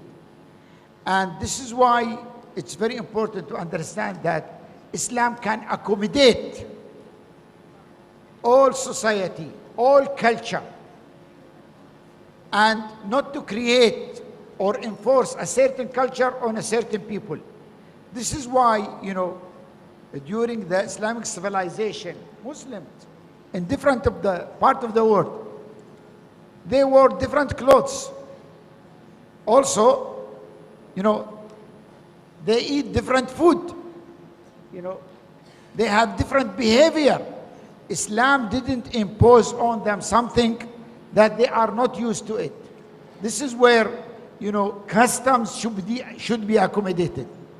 One of the major challenges that we were facing as Muslim, that at a certain period, we call it the dark ages because al-ijtihad is one of the source, you know, for ahkam was closed by some of those who thought that, you know, those ulama and a'imma who lived 100 years ago, they already explained everything. They didn't understand the changes in each lives. And this is where it's very important to understand that Islam is a very flexible religion to accommodate, accept different culture, and respect them, and consider them at the end part of Islam. Islam is a global religion. You see, and it's very important to understand that, and not to be, you know, hijacked by those who think that there is only one version of Islam. We have different madhab, you see, and things are changing. Even, you know, with our financial system, let me give you this. With our financial system, the new financial system that we have in banking system, 40, 50 years ago, many ulama, they said that this is haram. Many of them now are changing their mind because they didn't understand it at that time. And now they understand that this does not contradict Islam. We have to understand this. Sometimes, you know, we contradict ourselves. We say Islam for all humanity. But when it's come to applying Islam, we want to impose our understanding of Islam in a certain place on all Muslims. Islam is a religion by itself. It has its own source of strength and accommodating all others. You know, I lived in the US for 6 years. There is no single city without a mosque. Islam is spreading everywhere. It's not spreading because we are trying to promote Islam, because it is by itself has the root to do so.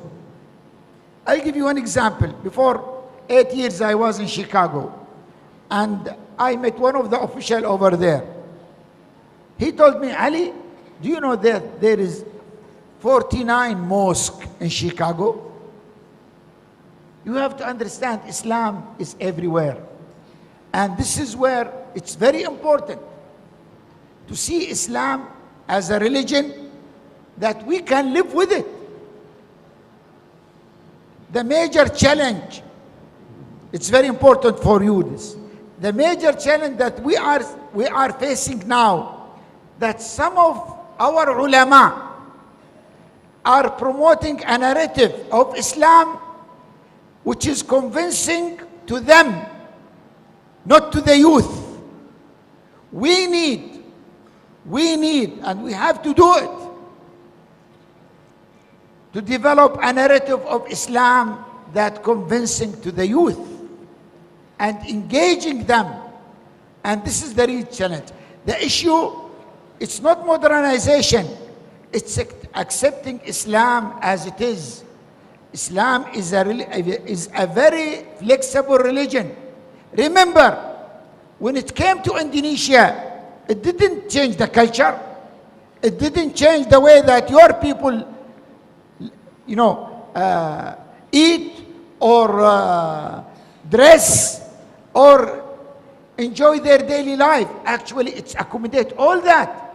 It's different one than what Islam did to the people in Central Asia or in Western Africa.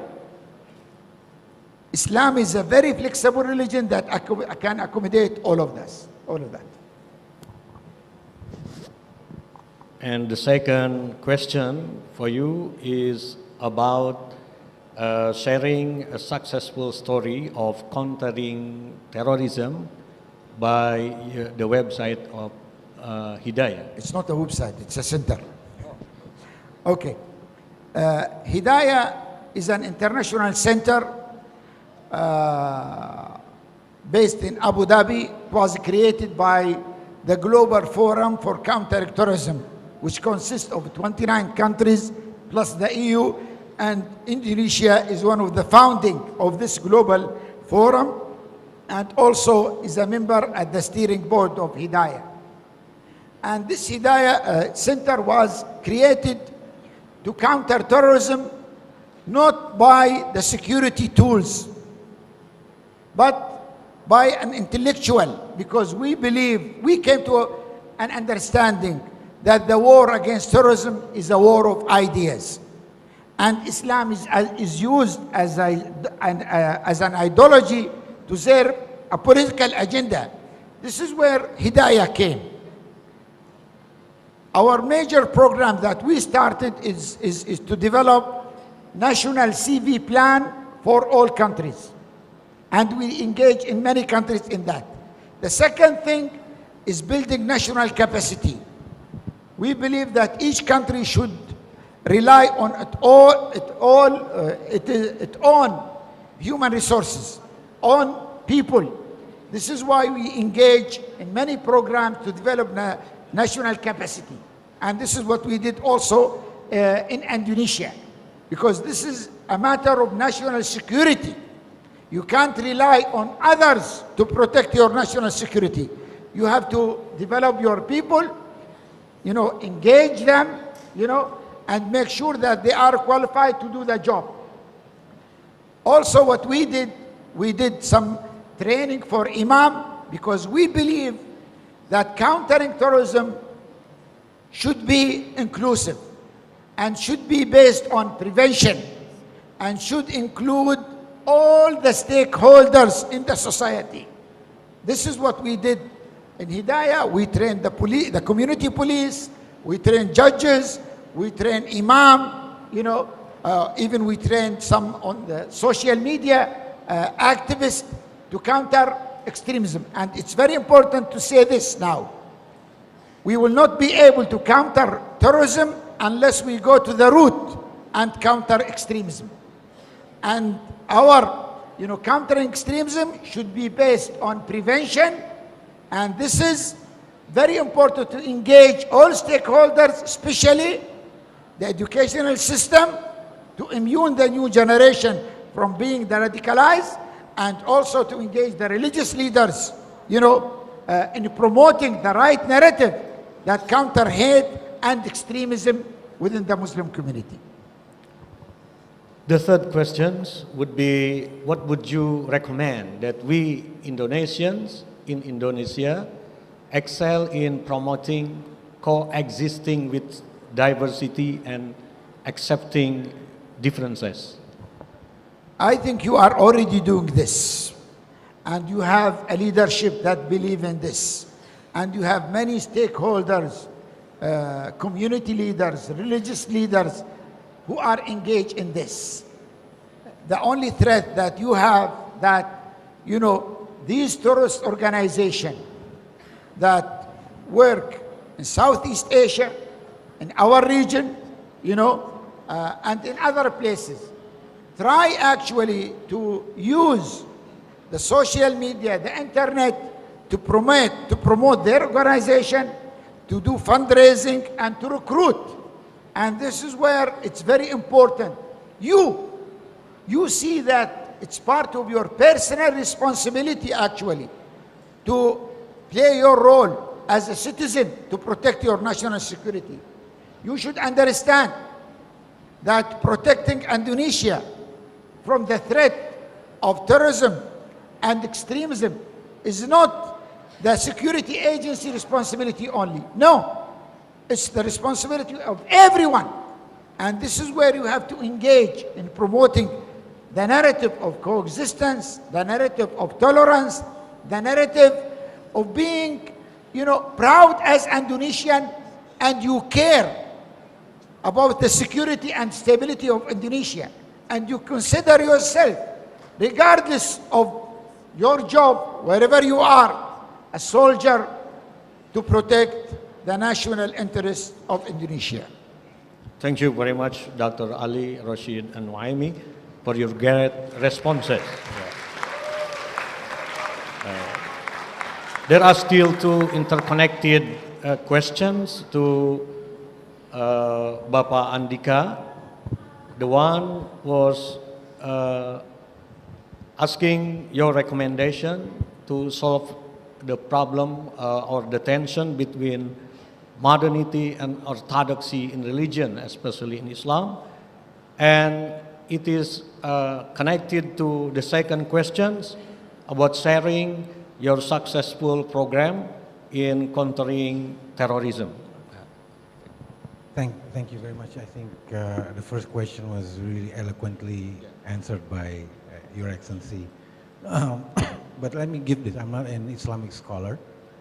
But when we look, I think one of the means is that when you're looking into modernity versus Islamic orthodoxy or something like that, in a way, one of the solutions would be the so-called religious moderation. This has been, I think, since 2015. This was a movement that has transpired since Malaysia, for example, took the ASEAN chairmanship in 2015, where they came out with the Langkawi Declaration that pushes for the global movement of moderates. So it is a movement. It's not something new in Indonesia.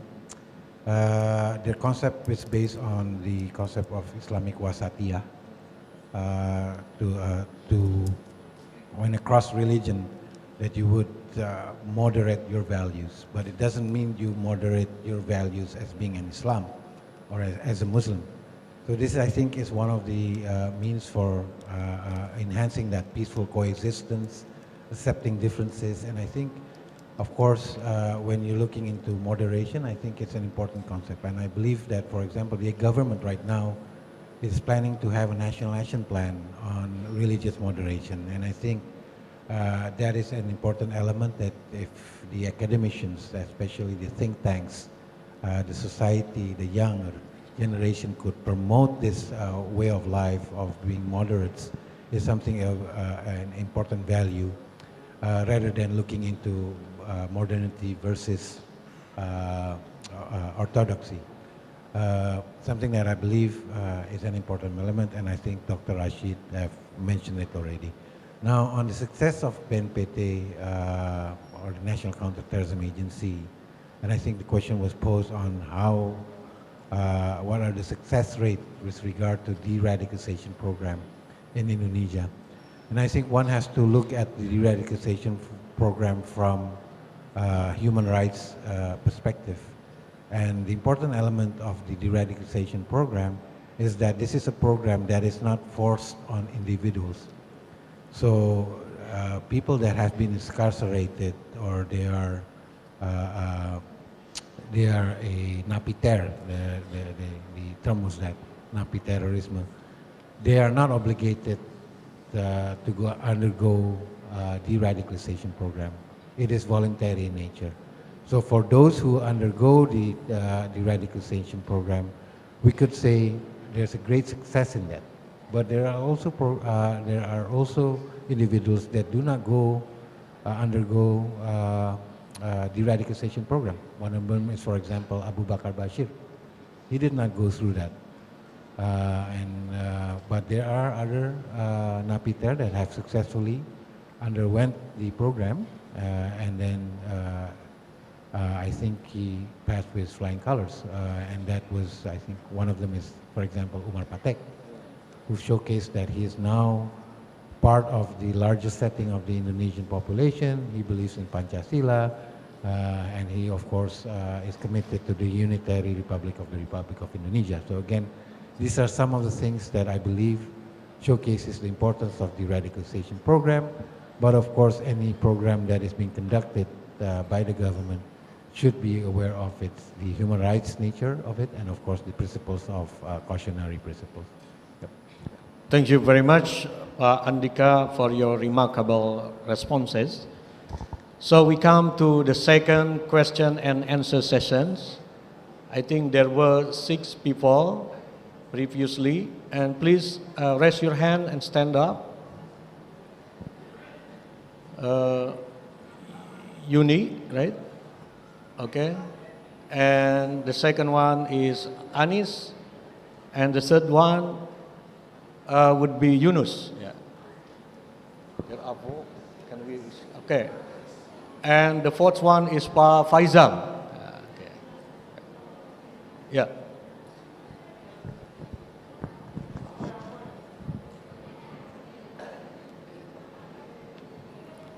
Bismillahirrahmanirrahim. Assalamualaikum warahmatullahi wabarakatuh.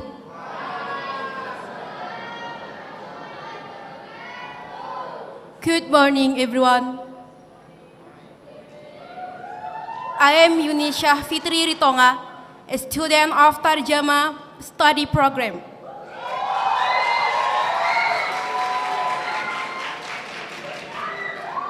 As we know that we live in digital era where self-radicalization online must exist.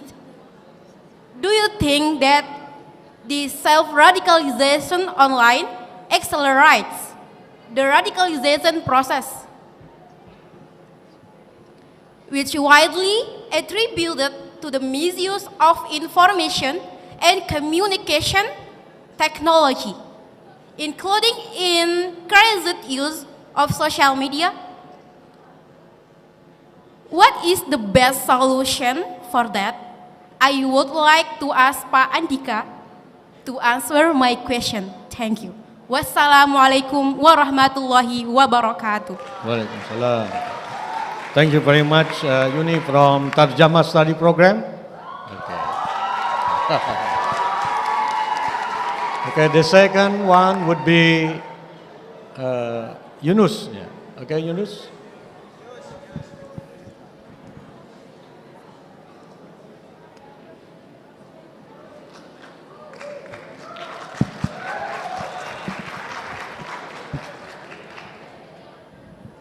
Okay, check.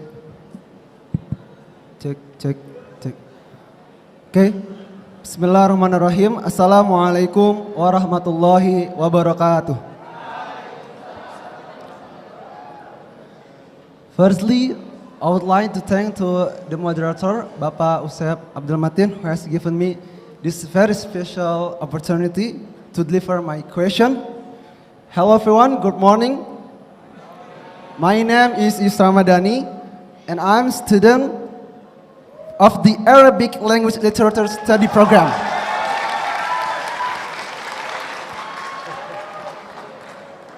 Okay, my question is for Bapak Andika and His Excellency Dr. Ali Rashid Anuaimi. My question is, what is actually a more prevalent terrorist tactic both in Southeast Asia and the Middle East? And what do you recommend that we handle it? Thank you. Wassalamualaikum warahmatullahi wabarakatuh. Thank you, Yunus. Yeah, we have double Y initial. Yeah, Yunus, and now the third one would be Anis. Bismillahirrahmanirrahim. Assalamualaikum warahmatullahi wabarakatuh. My name is Anis Waziratul Muhtar, a student of the Islamic History and Civilization Study Program. My question is for Dr. Ali. Can you help me to explain about Islam as rahmatan lil alamin in its connection to our topic today? Thank you. Wassalamualaikum warahmatullahi wabarakatuh. Waalaikumsalam warahmatullahi wabarakatuh. Thank you, Anis. The last one would be Pak Faizal.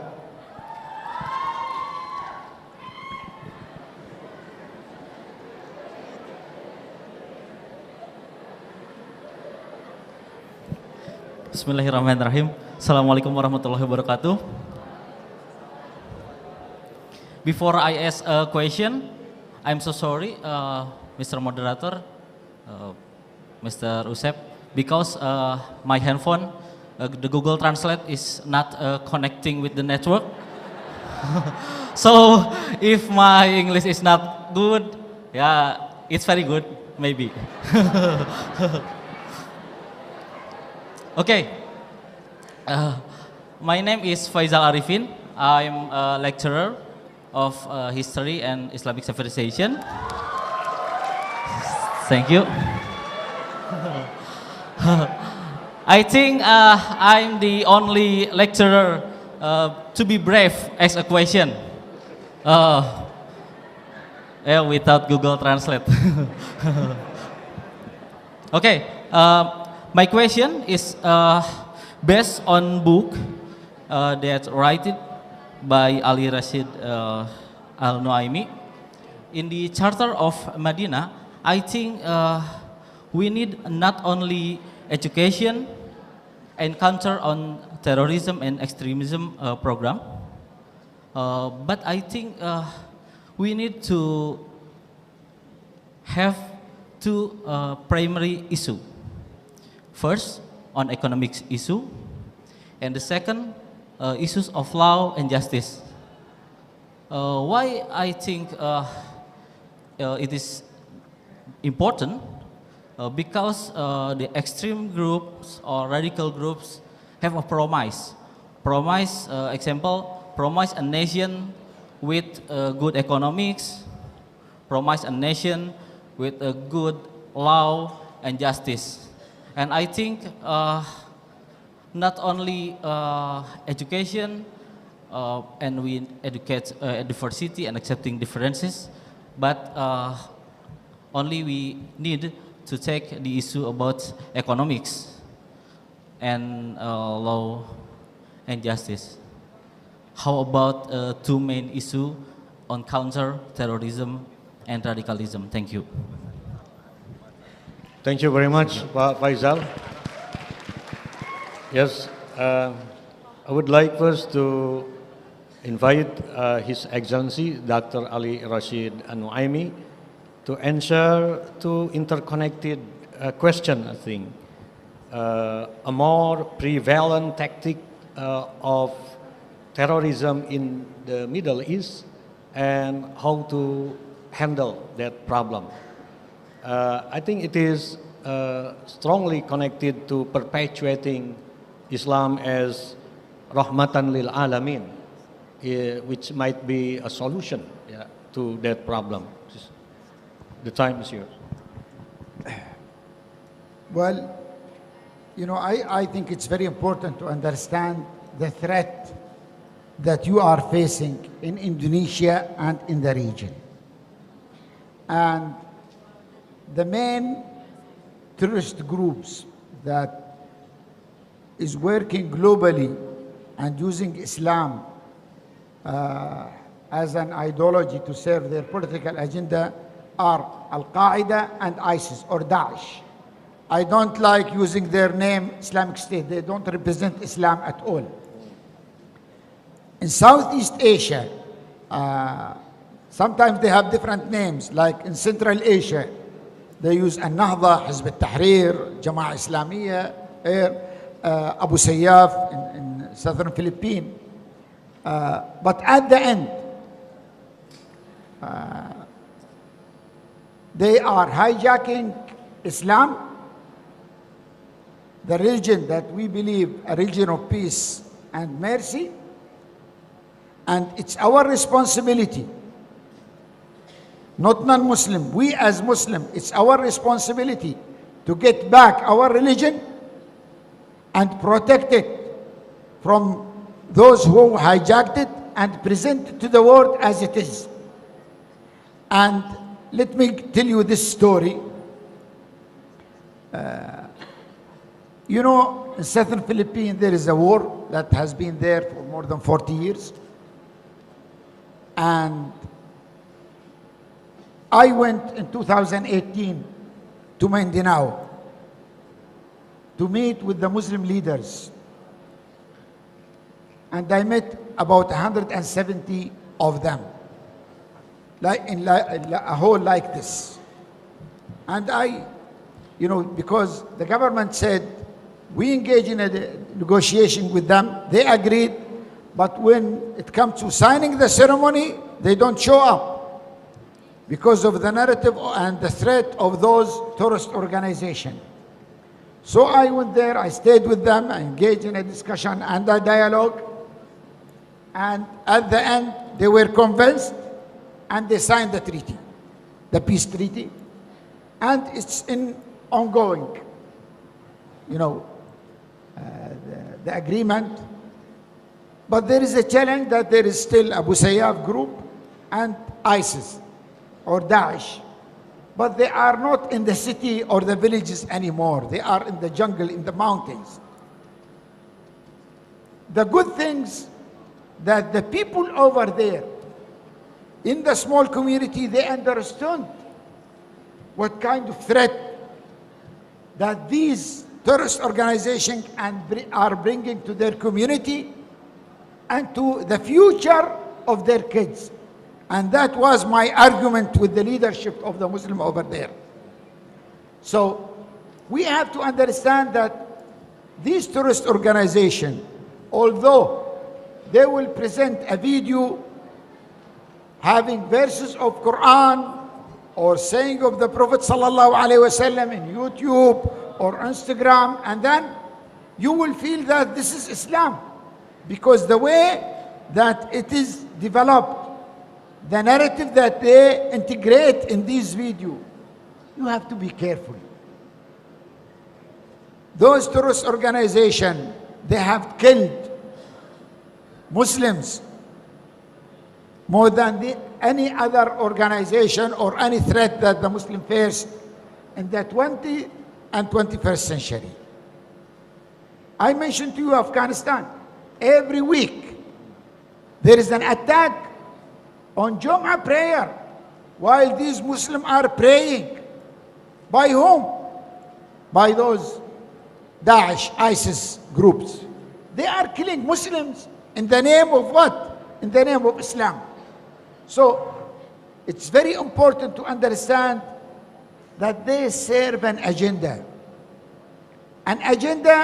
that will undermine the development of our country and our nation, an agenda that will hijack the heart and the mind of the youth. An agenda that will make us always suffer, and not to engage in developing a new civilization as the rest of the world are doing. And this is where it's very important to understand that these are our real enemy. They don't want a bright future for all of you. And when they promise so many things, as you mentioned, we saw what ISIS did in Iraq and Syria. We saw the way they dealt with women. We saw how they killed their enemy and killed whom? Innocent people. That's not Islam. They did it in the name of Islam. But actually, they killed Muslim in the name of Islam, and that's not Islam. Mentioning that Islam, how is a religion of peace? When I mentioned in Arabic language, maybe those who are specialized in Arabic language, when Allah subhanahu wa ta'ala say, وَمَا أَرْسَلْنَاكَ إِلَّا رَحْمَةً لِلْعَالَمِينَ, it means we didn't send you for anything. We send you only, to be a mercy. And this is where the Prophet sallallahu alaihi wasallam said, إِنَّمَا أَنَا رَحْمَةٌ مُهْدَةٌ. I am a gift of mercy to all of you. And it's very important to see this mercy. It's not only to Muslims, to everyone. And this mercy in everything. In our prayer, and even in the way that Islam regulates your life. The way that you deal with your neighbor. The way that you protect your community. You make sure that the road, the street are clean. In everything. Islam taught us how to be clean. Even your smell, Islam did care about it. Al-Rasul sallallahu alaihi wasallam said that those who eat onions or garlic, they don't go to the mosque. Why? Because their smell will be annoying to others. Look how this religion look at you as a person, that you have to enjoy your life in everything. Even enjoying the smell. He doesn't want you and doesn't, allow others to annoy you by their smell, even to attend the prayer that's not accepted. And this is where we have to understand when Allah subhanahu wa ta'ala said, طه ما أنزلنا عليك القرآن لتشقى. Our religion is a religion of mercy to all of us. Not only to human being, even to the bird, to the trees, to everything in life. When you want to protect the environment, follow the spirit and the rule of Islam. Thank you. Thank you very much, Dr. Ali, Rashid, and Nuaimi for your great responses. The next questions go to Pa Andika. So there are two questions. One is about self-radicalism, self-radicalization online, whether it accelerates the radicalization process itself, and what is the best solution for that? Thank you. Thank you very much. I think one of my presentations did look into that. There was a study by Sufan Center in 2021 in June. One of the trends of terrorism is actually that online self-radicalization accelerates the process of radicalization. Unfortunately, that process is being conducted toward the youth So there is one of the cases that we saw earlier in 2021 was when a young woman entered the police headquarters in Jakarta and then started shooting someone with the airsoft gun. So this is, and she was radicalized within months. Before, it took years to radicalize a person or victim of radicalization itself. But now with online mechanism, you can do it within months, and then that person is ready to perpetrate terrorist acts. So I would agree to it. The solution would be, I think one of the means is that although we're living, there's the usefulness of the internet, the information technology, and it has blessed us, especially in this time of the pandemic. You're shopping online, you're doing a lot of things online, even meeting through online as well. But there's a need to increase digital literacy. And I think this is the important element. If you have, I see a lot of kids, for example, using gadgets, but their parents don't teach them why they should use the gadget. What is the utility of having a gadget? There's always this presence that you just allow them to browse whatever they want. So again, there's a need to promote digital literacy within the younger generation. And another one I think is very important, and this is one of the elements within the National Action Plan, and that is to promote critical thinking. Of course, we need to digest the information that we're obtaining, and just not take it as face value. So, and that is one of those important things that we have to do. One of them is promoting digital literacy, and the other one is about promoting critical thinking within the younger generation. And I think digital literacy is also very important in the sense that most of the information coming up in digital space without peer reviews. Yeah? So digital literacy is highly important. Okay, the second question, I think it is Faisal. He was saying that radicalization, extremism, terrorism occur not only due to one single aspect of life, that is religious ideology, but it must be multiple, especially economy. So what do you think about that? There's not one factor that leads an individual to become an extremist. Because if you're poor, you become an extremist, or if you're rich, you become an extremist. But there's a number of factors that influence an individual to lead a life through violent extremism.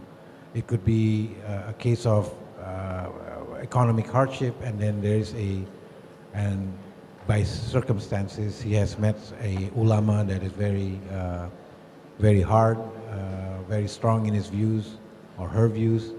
And of course, this is where that person, because of sense of adventurism, took the path of being a violent extremist. So, of course, and this is why, for example, we all know in cases where we're looking at rehabilitation and integration of terrorists, there's always, there's not one size fits all approach, but a tailor-made approach, because differences in the factors that influence an individual on taking the road to violent extremism. Okay, thank you very much, Bapak Andika and His Excellency Dr. Ali Rashid An-Nuaimi. Please give applause to our distinguished speakers.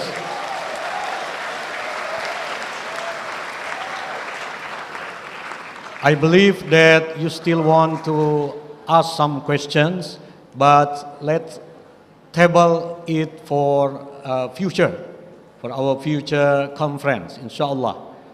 So ladies and gentlemen, finally we come to the end part of our presentation. Before we close, let me summarize some points. To sum up, we discussed tolerance and Islam as a religion of blessing for all universe, rahmatan lil alamin, as two major items that we need to perpetuate in order to be able to coexist with diversity and to accept differences in living this life. We also talk about the issue of self-identity and its connection to our goal to perpetuate religious moderation. And finally, we discussed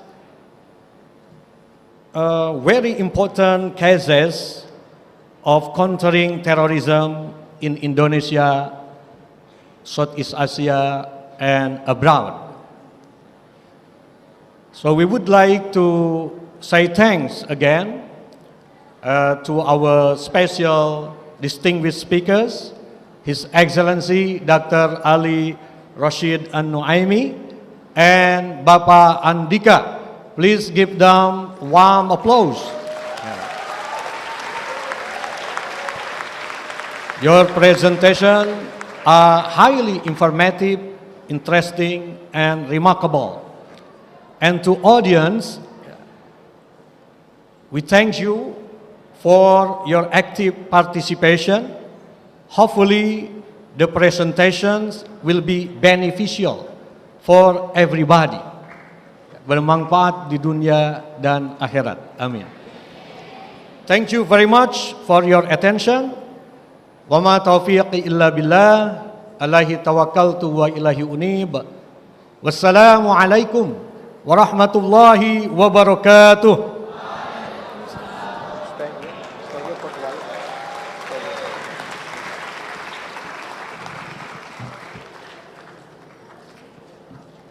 Thank you to Mr. Usep for having led the discussion session, and obviously the special guest speakers who have conveyed about the topic session on coexisting with diversity and accepting differences. Now, we would like to invite Professor Dr. Amani Lubis as Director of State Islamic University of Sharif Hidayatullah Jakarta, and Dr. Saiful Umam, the Dean of Faculty of Adab and Humanities, to come forward to the stage to give the appreciation of the gift to our guest speakers.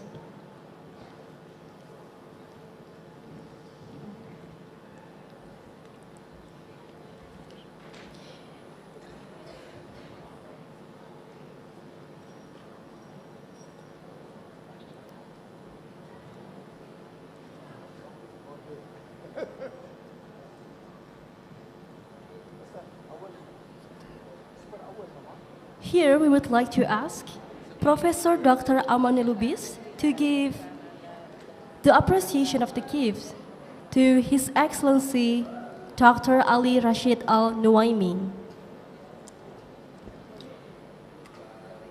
and to give appreciation of the Honorable Mr. Andika Krishna Yudanto SHLM will be given by Dr. Saiful Umam as the Dean of Faculty of Adab and Humanities.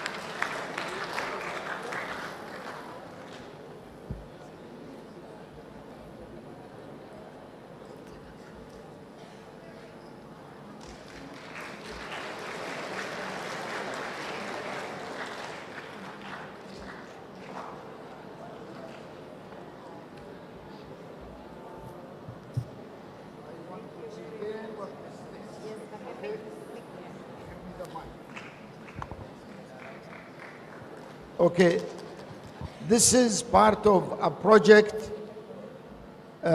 funded by Sheikh Fatima, the daughter of the Sheikh Mohammed bin Zayed, the President of the United Arab Emirates, for families and women in Afghanistan. That, you know, to empower women, that those who will send their daughter to the school, they can be part of a project that we buy all their product. So what you have seen here, this one is a product that an Afghani woman did in Afghanistan.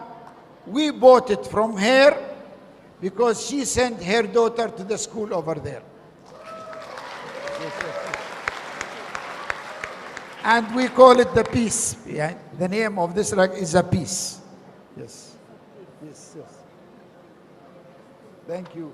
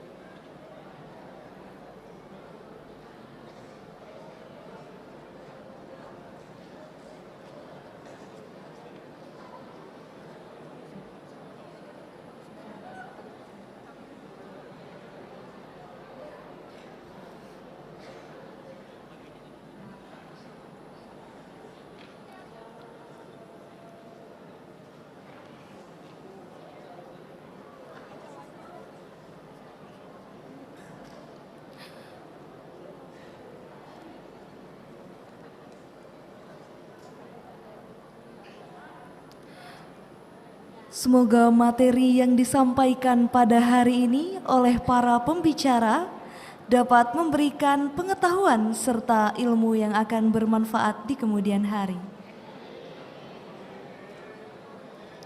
Ladies and gentlemen, the next agenda is the launching of the book Koeksistensi dalam Keragaman dan Perbedaan by His Excellency Dr. Ali Rashid Al-Nuaimi. In advance, we are going to watch together the video of the book launching treasure. So we would like to ask the operator to share the screen first.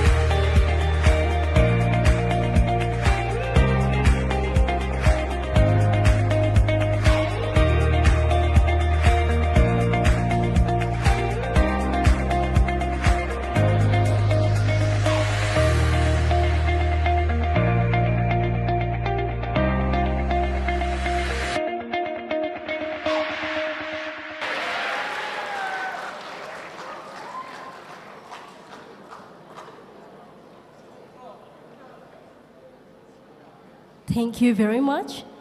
Here, His Excellency Dr. Ali Rashid Al-Nuaimi would like to give the book to the Rector and the Dean of Faculty of Adab and Humanities. Therefore, we would like to invite His Excellency Dr. Ali Rashid Al-Nuaimi, Mr. Andika Krishna Yudanto SHLLM, and Professor Albi Shihab, and also Professor Dr. Amani Lubis, and Dr. Saiful Umam to come forward to the stage.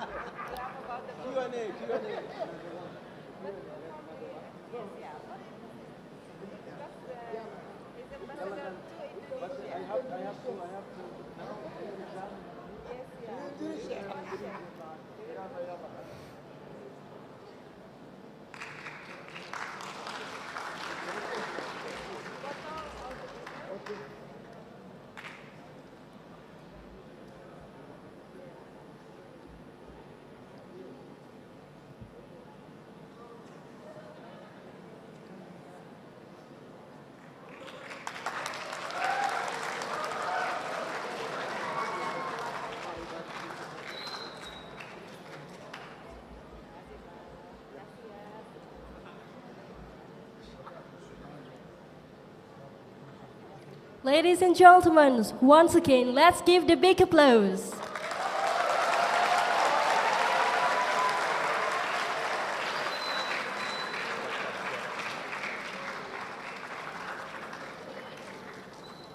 The following agenda is giving achievement pins to Faculty of Adab and Humanities outstanding students year 2022 who successfully obtained academic and non-academic achievement nationally and internationally in 2022.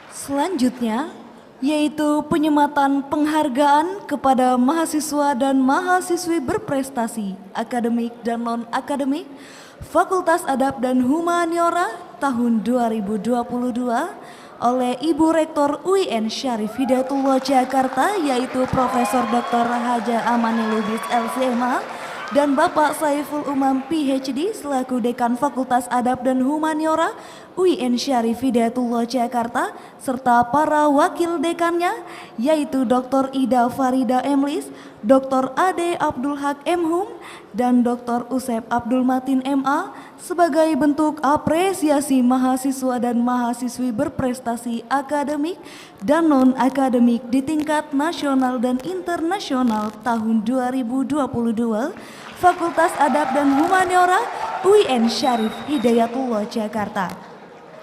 Selanjutnya, kami mengundang kepada semua mahasiswa dan mahasiswi berprestasi yang namanya akan kami sebutkan satu persatu dan langsung naik ke atas panggung. Mahasiswa dan mahasiswi berprestasi di tingkat nasional Fakultas Adab dan Humaniora. Mereka adalah Selo Bayu Aji, Nabawi, Hilya Maila Faiza, Muhammad Nginwanun Likulil Mahamid, Tifal Syahla Abda Fiota, Alvina Ika Arianti, Winda Kurniawati, Murni Sujiati, Ika Maulia, Hashifah Syakira, Muhammad Fadel Febriansyah, Dian Fazriah, Munabiah Lestari, Filzah Amalia, Siti Nazmi Mukorrobi, Mutiara Dila, Ardia Dita Amelia, Hiksan Dama Raharjo, Ivo Sehat Tifah, Naili Muna Zulfina, Ihwanul Fitra Isman, Miftahul Rahmah, Muhammad Abi. Selanjutnya, mahasiswa dan mahasiswi berprestasi di tingkat internasional Fakultas Adab dan Humaniora. Mereka adalah Hilya Maila Faiza, Muhammad Ninwanun Likulil Mahamid, Tifal Syahla Abda Fiota, Dian Fazriah, Munabiah Lestari, Muhammad Fajar Sidik, Razita Nadra Yuslima, Nadia Anggraini, Febri Nur Evita Sari. Selanjutnya kami mengundang Saudari Hilya Maila Faiza sebagai perwakilan dari mahasiswa dan mahasiswi berprestasi di tingkat internasional dan Saudara Muhammad Fajar Sidik sebagai perwakilan mahasiswa dan mahasiswi berprestasi di tingkat nasional. Silahkan maju satu langkah ke depan untuk menerima PIN penghargaan dari Ibu Rektor UIN Syarif Hidayatullah Jakarta dan Bapak Dekan Fakultas Adab dan Humaniora UIN Syarif Hidayatullah Jakarta secara simbolis. Dipersilahkan kepada Ibu Rektor untuk naik ke atas panggung dan menyematkan PIN kepada Saudari Hilya Maila Faiza.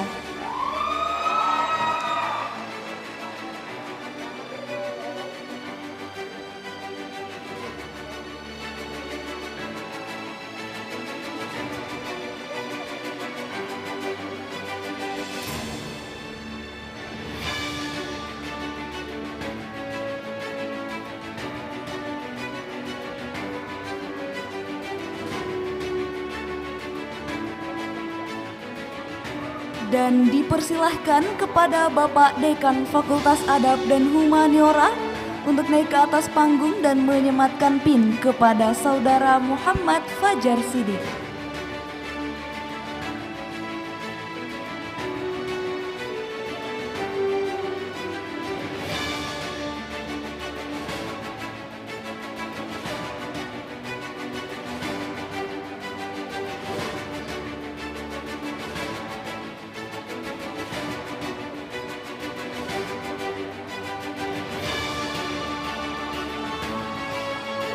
Dan untuk Ibu Rektor serta Bapak Dekan Fakultas Adab dan Humaniora dan kedua perwakilan mahasiswa serta mahasiswi berprestasi akademik dan non-akademik untuk tetap di panggung terlebih dahulu.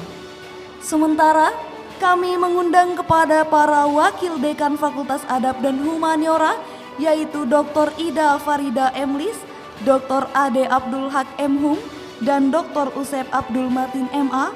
untuk naik ke atas panggung dan memberikan PIN kepada para mahasiswa dan mahasiswi berprestasi lainnya.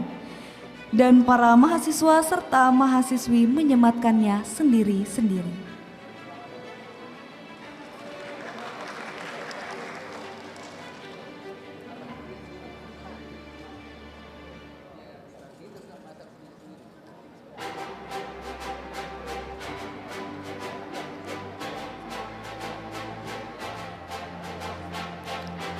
Dan dipersilahkan kepada Ketua Program Studi, Wakil Ketua Program Studi, dan Sekretaris Program Studi untuk naik ke atas panggung.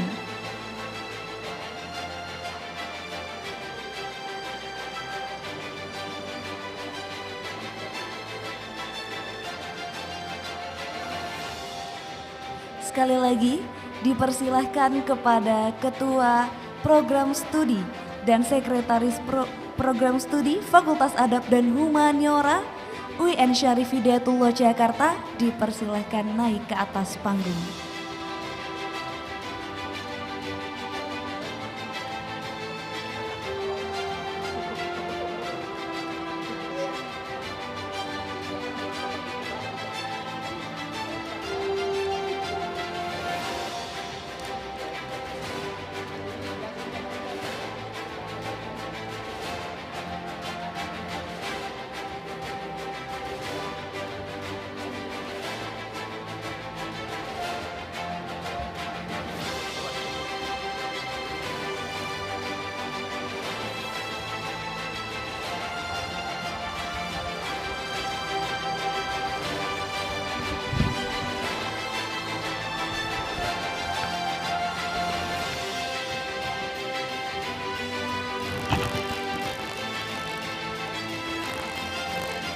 Mari kita berikan tepuk tangan yang meriah untuk mahasiswa dan mahasiswi yang berprestasi di tingkat nasional dan internasional Fakultas Adab dan Humaniora tahun 2022.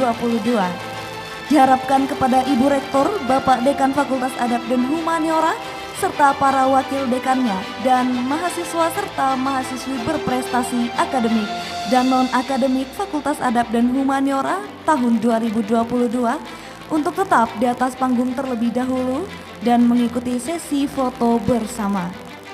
Dan dipersilahkan kepada para panitia yang bertugas untuk mengambil sesi dokumentasi.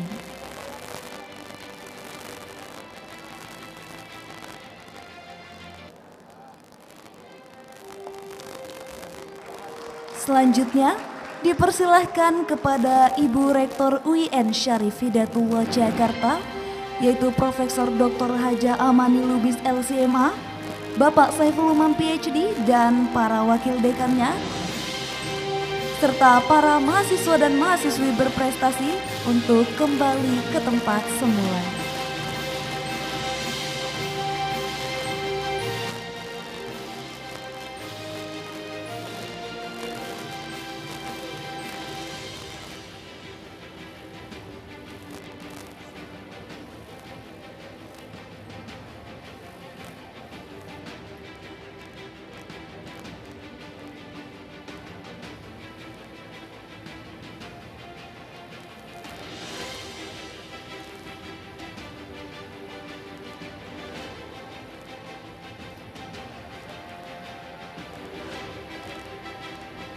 Once again, we would like to congratulate for those students who have received the awards of Outstanding Students Year 2022.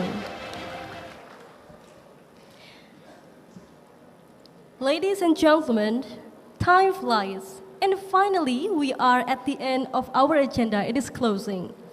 We would like to thank to all participants of this event, especially to Professor Dr. Haja Amani Lubis, LCMA, Director of State Islamic University of Syarif Hidayatullah Jakarta, along with Vice Rectors, the Chief of Bureau, to Mr. Saiful Umam PhD, the Dean of Faculty of Adab and Humanities, and along with Vice Deans, to special guest speakers, His Excellency Dr. Ali Rashid Al-Nuaimi, the Honorable Mr. Andika Krishna Yudanto, SHLLM, His Excellency Salim Abdullah as the Ambassador of United Emirates Arab to Republic of Indonesia, to Professor Albi Shihab, and a special guest, especially all students of the Faculty of Adab and Humanities who have been within us during the event from the beginning to the end.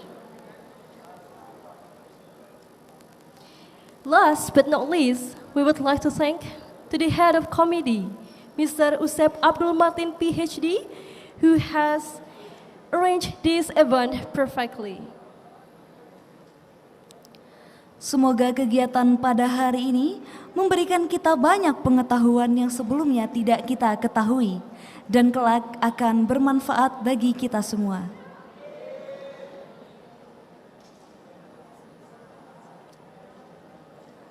I'm Tifal Shahla Abdaviota. And I'm Risa Alifka Mardiana. Thank you for having us. Wabillahi taufiq wal hidayah. Wassalamualaikum warahmatullahi wabarakatuh. Have a nice day.